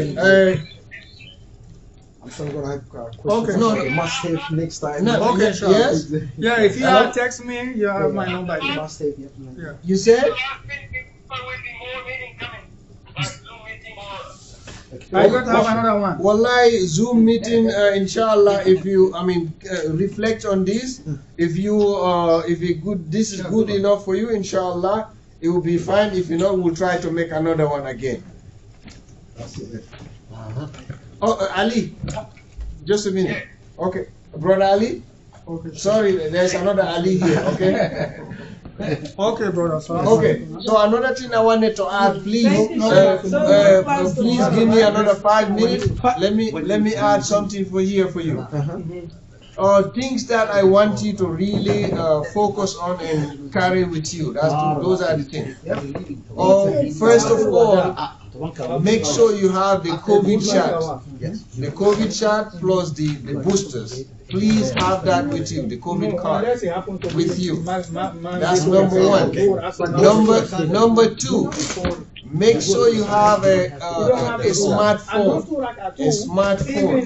Because some of these things, like going to the visiting the grave of the Prophet Sallallahu Alaihi Wasallam, you have to book for it through Nusra. So everybody have to download that. Everybody have to download that, and you have to have a smartphone. The other thing again, have a portable charger. Please, portable charger, because sometimes when your phone dies, when we are in Arafah and Mina and all those places. Sheikh Abdullah, can you give me a few minutes? Let me say something to you, please. Okay. Yeah, it's a phone charger, portable phone charger. Go with that. Okay. And another thing, in case you taking medication, let's say you have concerning diabetes or high blood pressure. Okay, guys, just give me 1 minute. Yep. Just okay.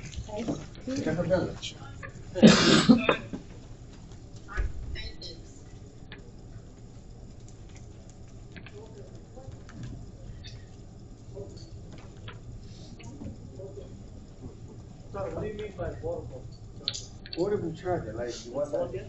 Okay. No, the battery. Recharge your phone. There's no plug. What kind is that? I know. Okay. All right, sorry. Okay. Get a portable charger for yourself, something that can recharge your phone, because sometimes when your phone dies, sometimes when you're in Arafah and Mina over there, you have to have your phone. And then another thing I want you to really have is your dua book.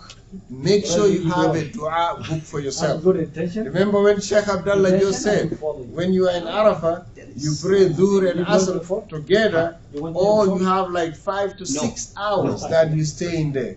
Make sure you have a nice dua book for yourself that you can do and read. Okay? Make sure you have a nice dua book for yourself. And another thing I will say, have a very nice, comfortable shoes. Very nice, comfortable shoes. Yes, sandals for men. Try make sure it doesn't have no thread on it, because some ulama say, hey, you as a man, you should not wear anything has showing like thread. Okay, have a flip-flop sandals, very comfortable ones. Okay, please do not go to Payless and buy them from there. Hello, hey, go to DSW and get a nice one. For sisters, please, for you, there's no rule for that, but get a nice sneakers for you, very, very soft ones, because you're gonna walk a lot. You're gonna walk a lot. I'm not exaggerating here. 2 pairs. Make sure you have a nice pair of shoes. Buy them. This is where you're gonna invest. I heard someone who was giving an advice to the grandkids. He said, invest in 2 things: your mattress and your shoes, because if you are not on the other one, you will be on the other one. Okay, so make sure you have very nice. No, men, you have to have a flip flops. As I said, go to DSW. Don't go to Payless, because you're gonna be very cheap. Okay, have that with you. And also, what I want you have always something for in case of stomach run. You get stomach flu, because bathrooms over there is very expensive. Sometimes you can see the line almost half a mile to use the bathroom, especially in Mina, or especially in Arafat. So make sure you don't have how they call diarrhea in French, your stomach running, okay, your upset stomach. So get something they call Imodium, something like that. I think they call Imodium. So yeah, something for do that. And another thing, have any cold medication you can use. Believe me, I'm not exaggerating here. Always people get sick there. Sick, what I mean sick, having cold, I mean coughing, because you go to the haram, everybody coughing on that side. You maybe your roommate, this person doesn't like AC, that person doesn't like fan and all this. Sometimes you get cold, have a cold medication. And I'm not exaggerating here. Normally Makkah, either you sick there or you come home and sick. It's one of them. You're gonna get cold, okay? Get a cough candy. For sisters, or for men, get a little scissors with you. Have a little scissors, like when we finish Umrah, we don't have to go sit at a barbershop line. You can just trim some, and inshallah, and the rest will do that.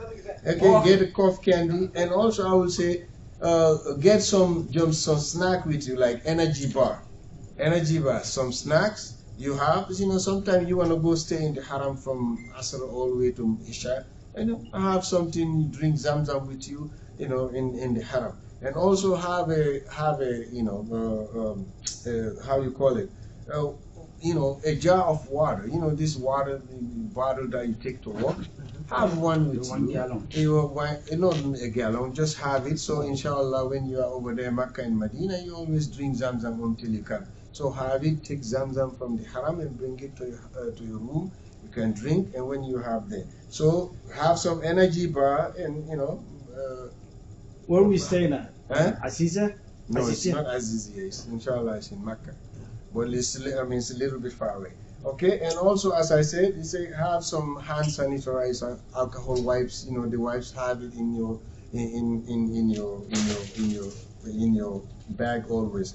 And have a little nice bag for yourself that you can put your passport and all very important documents. Have a very good one, a zipped one.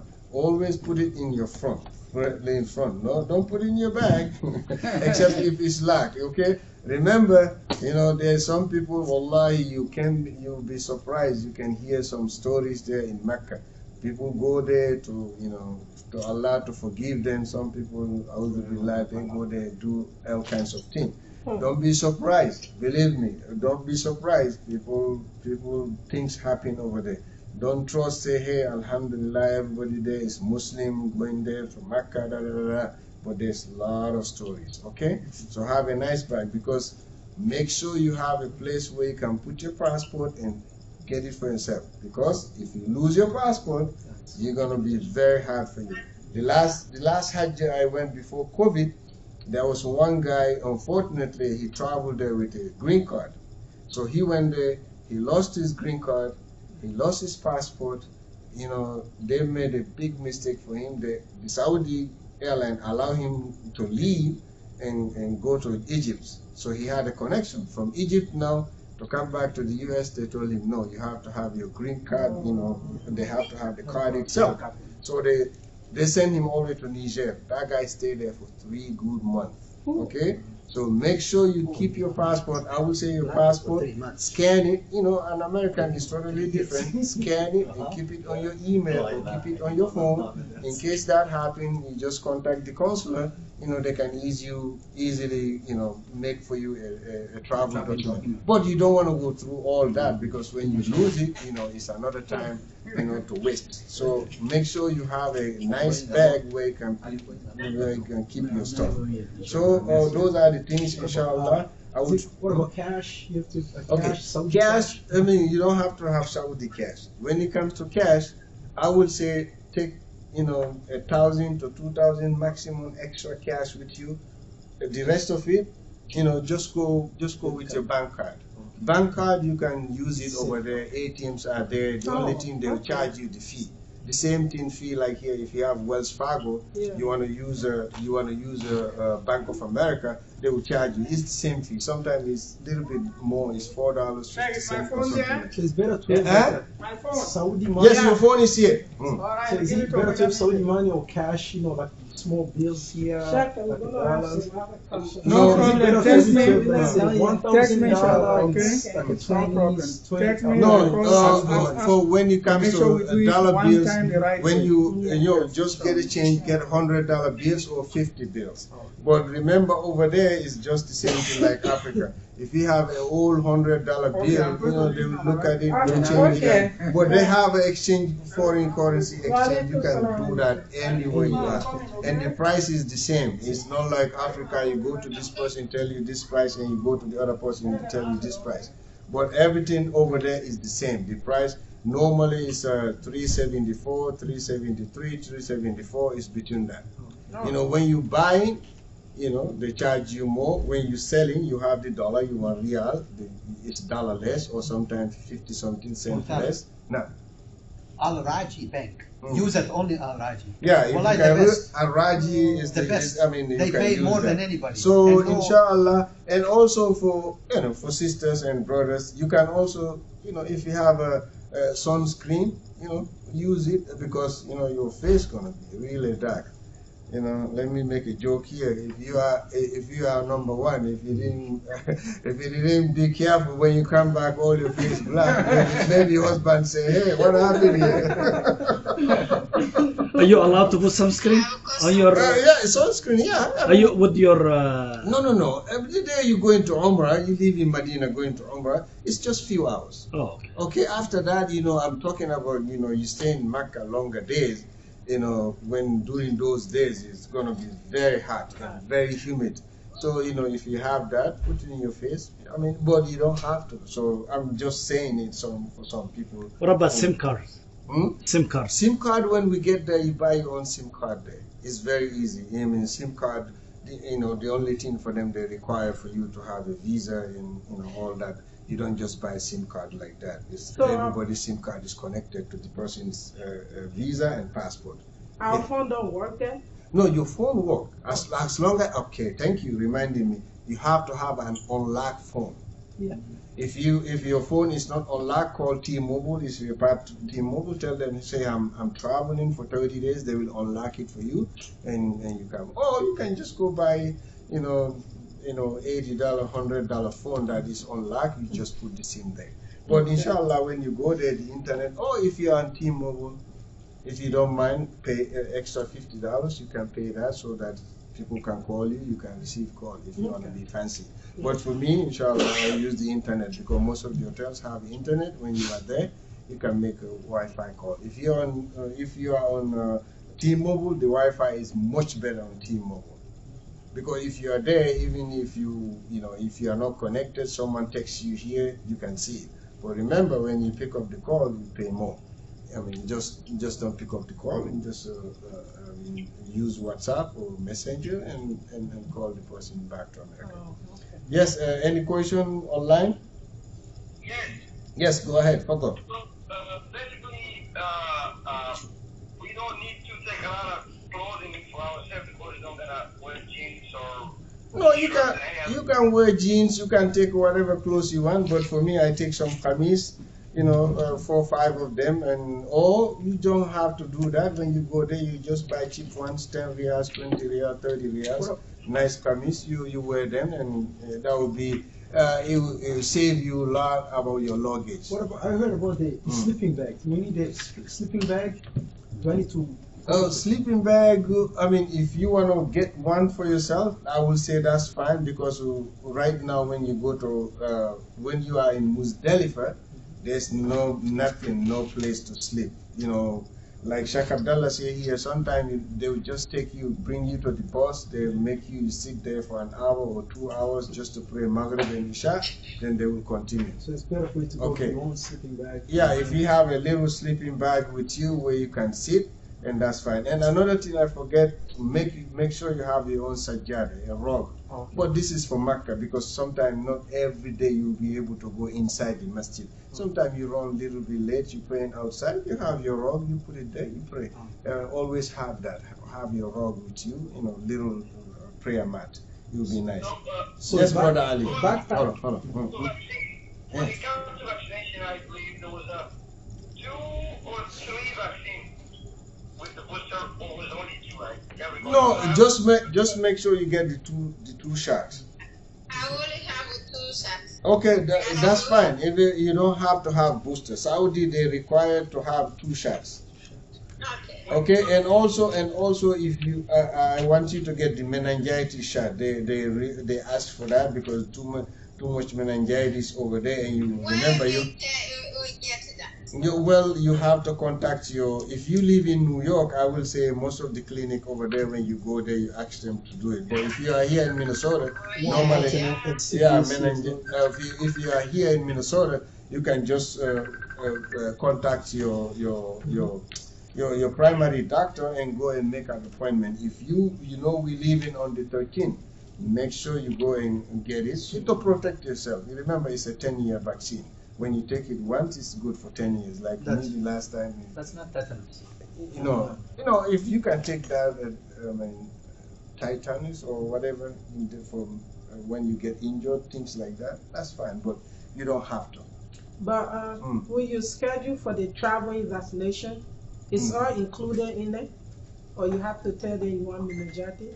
Yeah, you can tell them you have meningitis, but if you go to the travel clinic, they will give you the whole thing. If you tell them where you're going, they will just give you the vaccine for that. Because, like say you're going to Africa, they will give you malaria shot and they give you pills. But you're not going to Africa, you're going to the Middle East. Normally, the Middle East is meningitis. Oh, so they already know exactly. Yeah, but tell them you want meningitis shot. Okay. Yeah, that's the easiest way. Yeah. Now, any question, Brother Ali? So you need a backpack and that small bag, right? Yeah, a little bag. Yeah, a little bag where you can put your important document. And you need also a backpack, right? Any other question? I'll get that for you. Small one. Small one. The sport ones, like we have 2 ropes. Yeah, we'll find that for you. Yeah. All right, bro. Any other question? Yes. The shot over The over what? Food?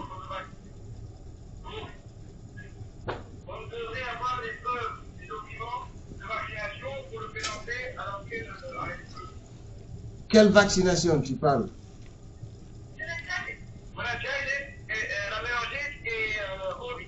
Yeah, COVID. I already told you. Make sure you have the COVID, 2 shot of COVID vaccine, and you can go take meningitis vaccine. Yeah, meningitis shot.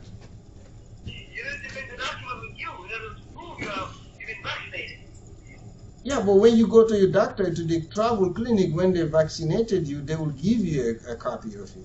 I have mine. I can take a picture of it and put it online. You know where I can get that from New York here?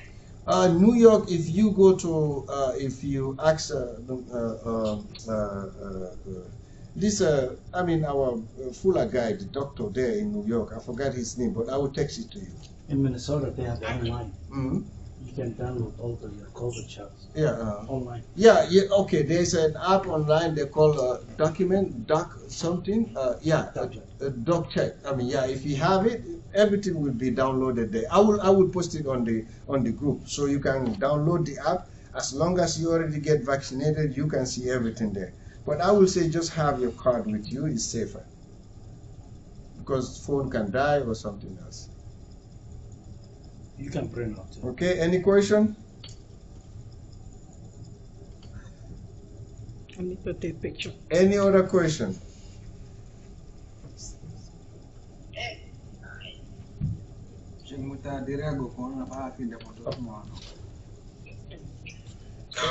Wa alaikum salam wa rahmatullahi wa barakatuh. Do you have to get it all the stones in Muzdalifah, or just the first 7 on? Yeah, on the the first 10th day? seven, that you will be on, and you will be at this place in Muzdalifah. That's where you can get the 7. But the rest of it you get in Mina. Mina in the tent. That's where you, because the tent for that 7 that you use, you can get it in Muzdalifah, where you're going to spend the night. So the next day, for the one that you do in the 11th, you can grab them from Mina, and we all work together and go and throw them, inshallah. In Mina, you can have them there. If Muzdalifah has an outfit, we got all of it from there, right? Well, yeah, if you want to, you can have all of them there in Muzdalifah if you want to. Yes. If you want to have it, you can have it there and keep it. The other day you throw 7, the next day 21, the next day 21, the next day 21.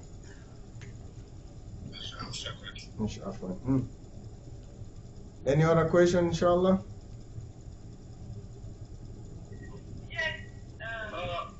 Yes. I would like to know, ice is available everywhere? So what? You gotta have ice everywhere, because I have my diabetic, so I carry my medication with me. So Ice. Ice? Yeah, I think that's what he's asking. Oh, cooler, you mean where you can put your medication? Inshallah, in the hotel they have refrigerator in every room, inshallah. We stay almost 2 or 3 days outside, right? Yes, that one I will say have a little cooler with you, so we can take ice and put it there. Yeah, there's a lot of ice. Yes, you can get ice over there. That's the important thing. Oh. Okay, any other question? Inshallah, this video I will take it and put it online again. You can rewatch it if you want to, and inshallah, if it need be, we can have another session. If inshallah, if you know you have questions, write them down. So in case we have other session, or I can add Sheikh Abdullah to the group. Any question you ask, he will answer, or I will answer it, inshallah.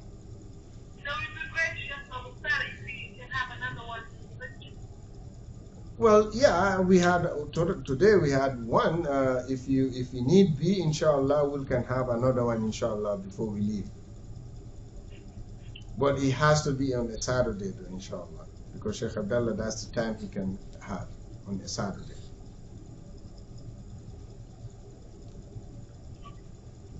Okay. Any other question or concern?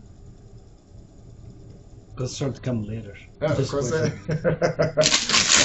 The brother here say concern come later, inshallah. But inshallah, may Allah make it easy for us and give us, health and long life, so that we can perform this Hajj, inshallah, according to the way Islam asking us to do it, inshallah, and forgive our sin and bring us back home here to our family, inshallah. Amen. So inshallah, these are some of the items that I put here. I will put them online, so you can go buy them with you or whatever you want. But it's something that can help, especially cold medication. Please have that with you.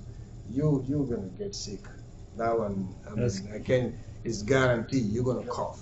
Have a cough medication with you.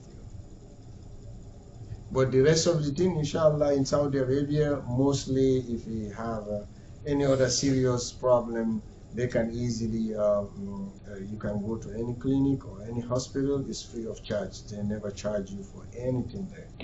When you're at Hajj, for anything, they don't charge you for anything. Because I know the other Hajj, I went there with a sister that has, doing dialysis, but we took her there. She didn't pay nothing. So I hope that everybody get well, and you don't have to go through that, inshallah.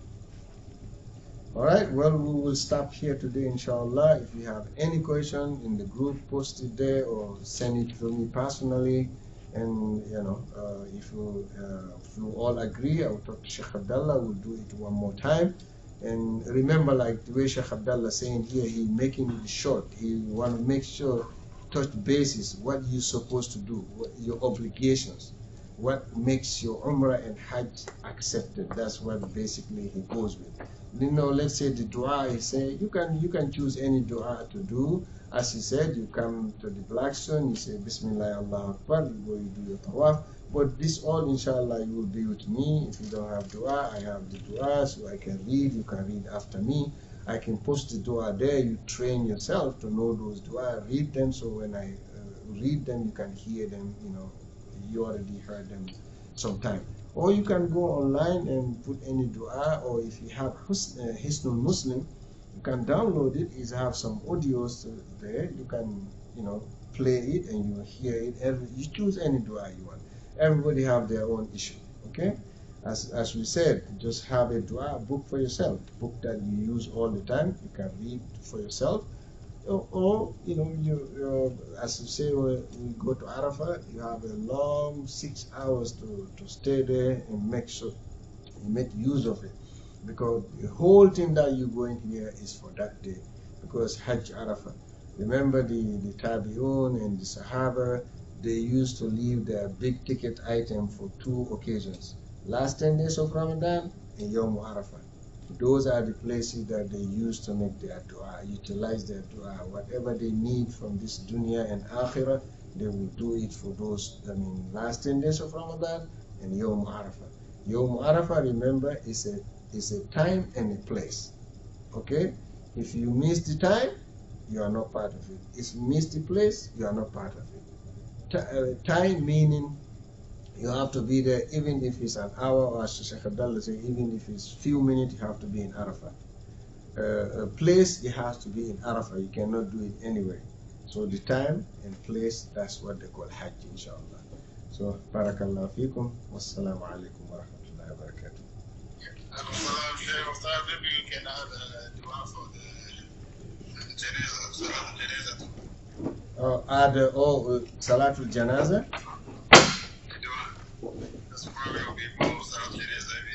Oh yeah, okay, inshallah, we'll post that there so you can read it for yourself and memorize it. And Salatul Janaza, inshallah, is easy. I'll post it there, inshallah.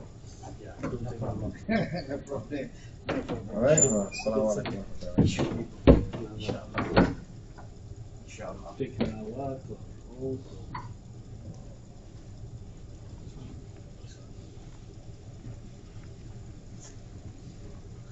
That was good. Only the host can share.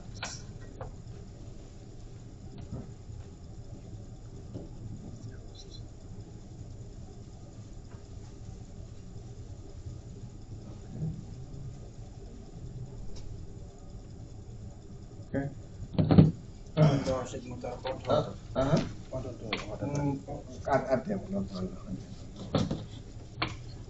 How are you, my brother? We good? Okay. I need a favor. Yes. I want you to help us come and check the ACs and the filters before we leave. After Hajj. No. You and I, when you are not here, this guy, they will go crazy. You create 2 groups. I don't know which ones. I'll be posting all of them. I don't know. You post? I don't know. Okay, let me see. You create one, but then you create another one. So I don't know if this one is in there or not. Okay. This one, they can also print out. Like people who lost it. I lost one. So I called them. They say just download it and print it out. Yeah, I downloaded that app. Okay. Okay, I'll go review and see which one is which. If I see everybody's on the other one, then I'll just cancel one. And the posting is there, everything, then I'll cancel. You can delete Yes, my sister. Oh. So for the vaccine, because I already scheduled an appointment with the traveling clinic. So if I go there, I have to tell them that I need meningitis, or they're just gonna give me. I think If for you tell traveling. them normally, if you tell them where you traveling, they will tell you need this. Okay. All right. But the Based most on the region you go the most important thing you have to have meningitis. Normally in the Middle East, that's what they require. Okay. All right. Yeah. Meningitis. That's the only thing they require. Okay. But now plus COVID thing though. But No, I just whenever have you go, COVID. just make sure they include meningitis. But Okay. if they recommend another thing, Yeah. just take it. It doesn't hurt. Okay. Yeah. All right. Yes. Go ahead. You You know already? She knows everything. Oh my goodness. Huh? You follow her. Oh, halas, sheikha. Well, that's You listen that's every good. day? Okay.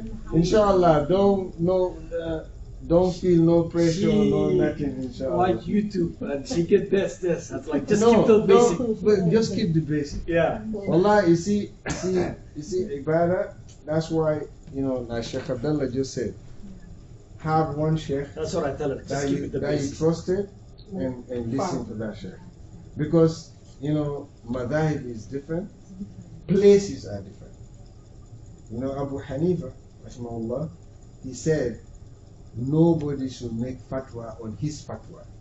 He said, because we didn't live in the same place, we didn't live in the same region, we didn't live at the same time. Because there's a lot of things, happen. In Quran, every day, when you read it, you see ayat. It's translated. The Sahabas, they never knew, they never questioned Rabbul Mashariq wa Rabbul Magharib. The sunrise is different places. The Quran say that's it.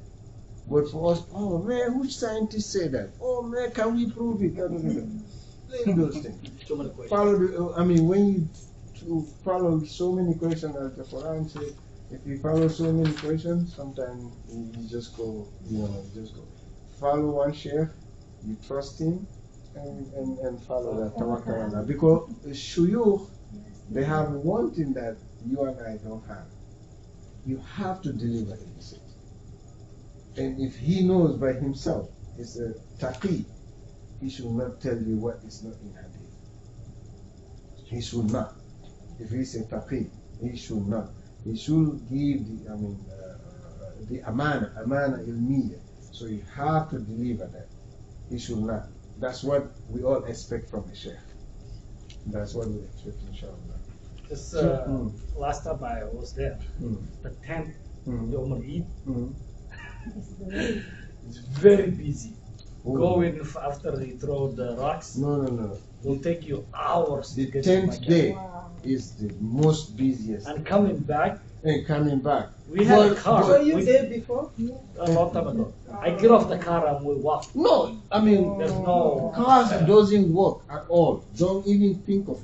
There's gonna be a lot of walking. A lot of working because the train is much easier. For me, the last time I was there, we walked and went to the Jamarat, but coming we used the train and we were lucky. But the train again, where the tent is and the station, we prefer to walk. If you want to walk, you'll be much closer. Because we used the train, we came, it was fast, but then now we start walking again From the other side. from different distance. So, but walking, mashallah, when you go there, oh man, you see the energy, a lot of people have their flag. Labbaik Allahumma labbaik. It's like, oh man, you too, you're gonna go. Oh, let me follow these people. If these people can do it, why The not? tents have numbers. Last time we The lost. tents, they have regions.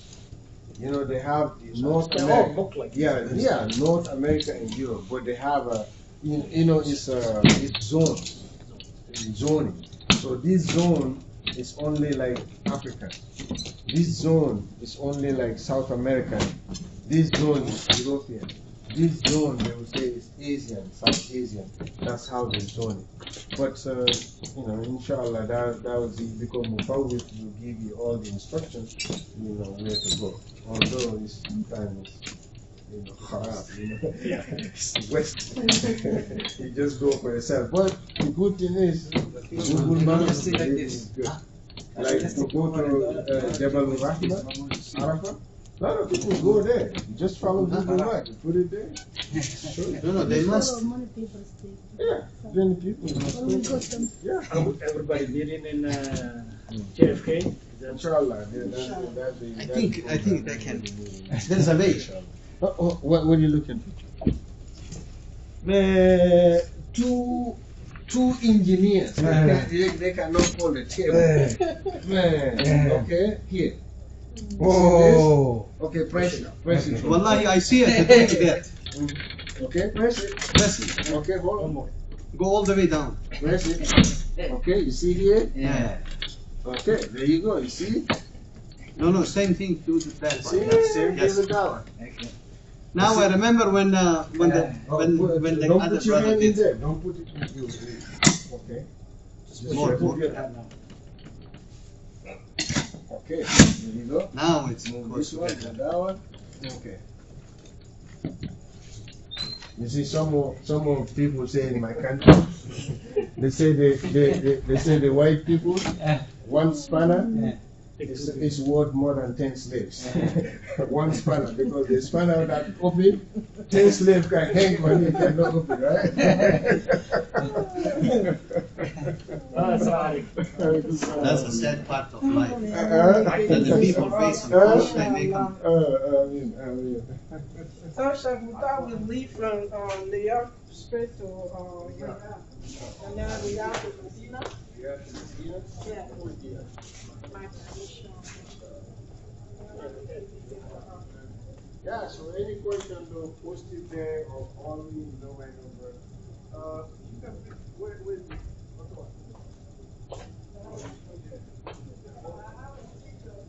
Oh, no, the table, bring it. Do you have anything we need from us? No, yeah. Ooh! Oh, yeah, go ahead. No worries. I have a number. I see. What?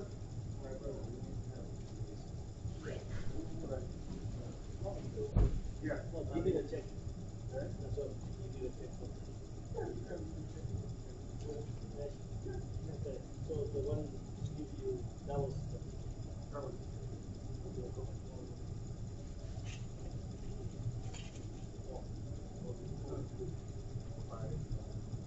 minus the three. Okay.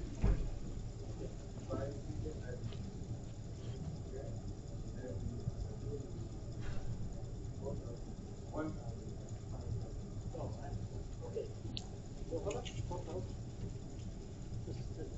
That was not included.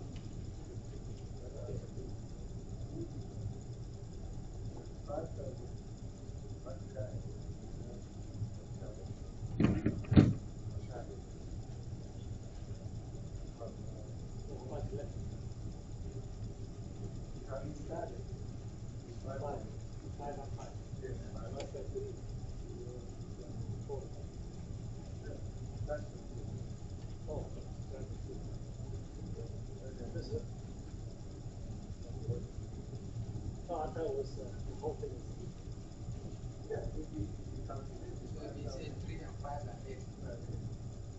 so how much left? How much do you think so? 500. That's 10.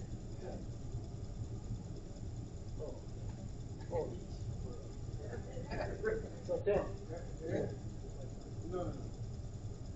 How much is this? How much is Maybe almost 4,000. so, okay, so then,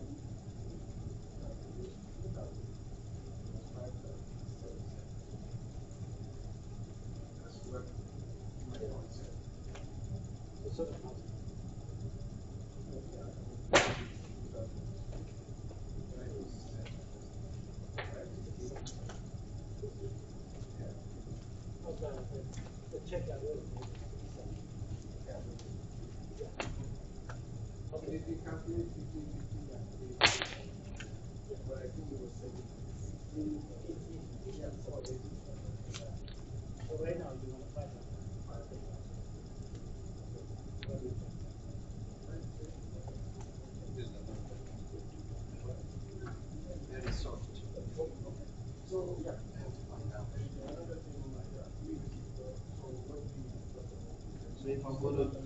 Don't go to Walmart.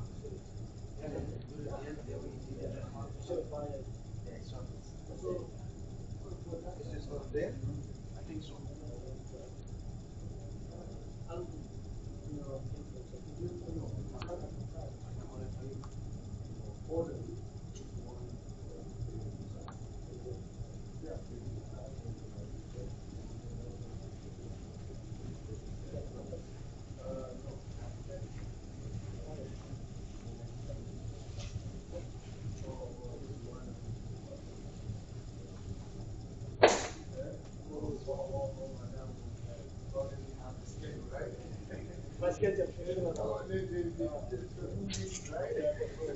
Alhamdulillah. Some people go 3 times for Hajj. Some people never go to Hajj. Yeah. And some people send their parents, they just say they don't go. No, it's better.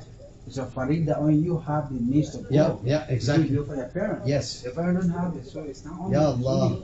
Wallahi, it's. She come here, she make salat short. Salat Safar. No, brother. What the contrary? Yes, let me bring it.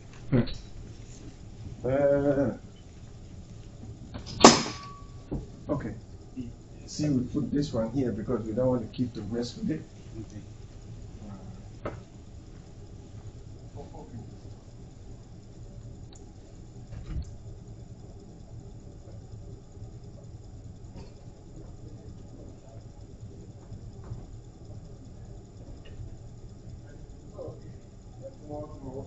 Jodo Jannama other meeting.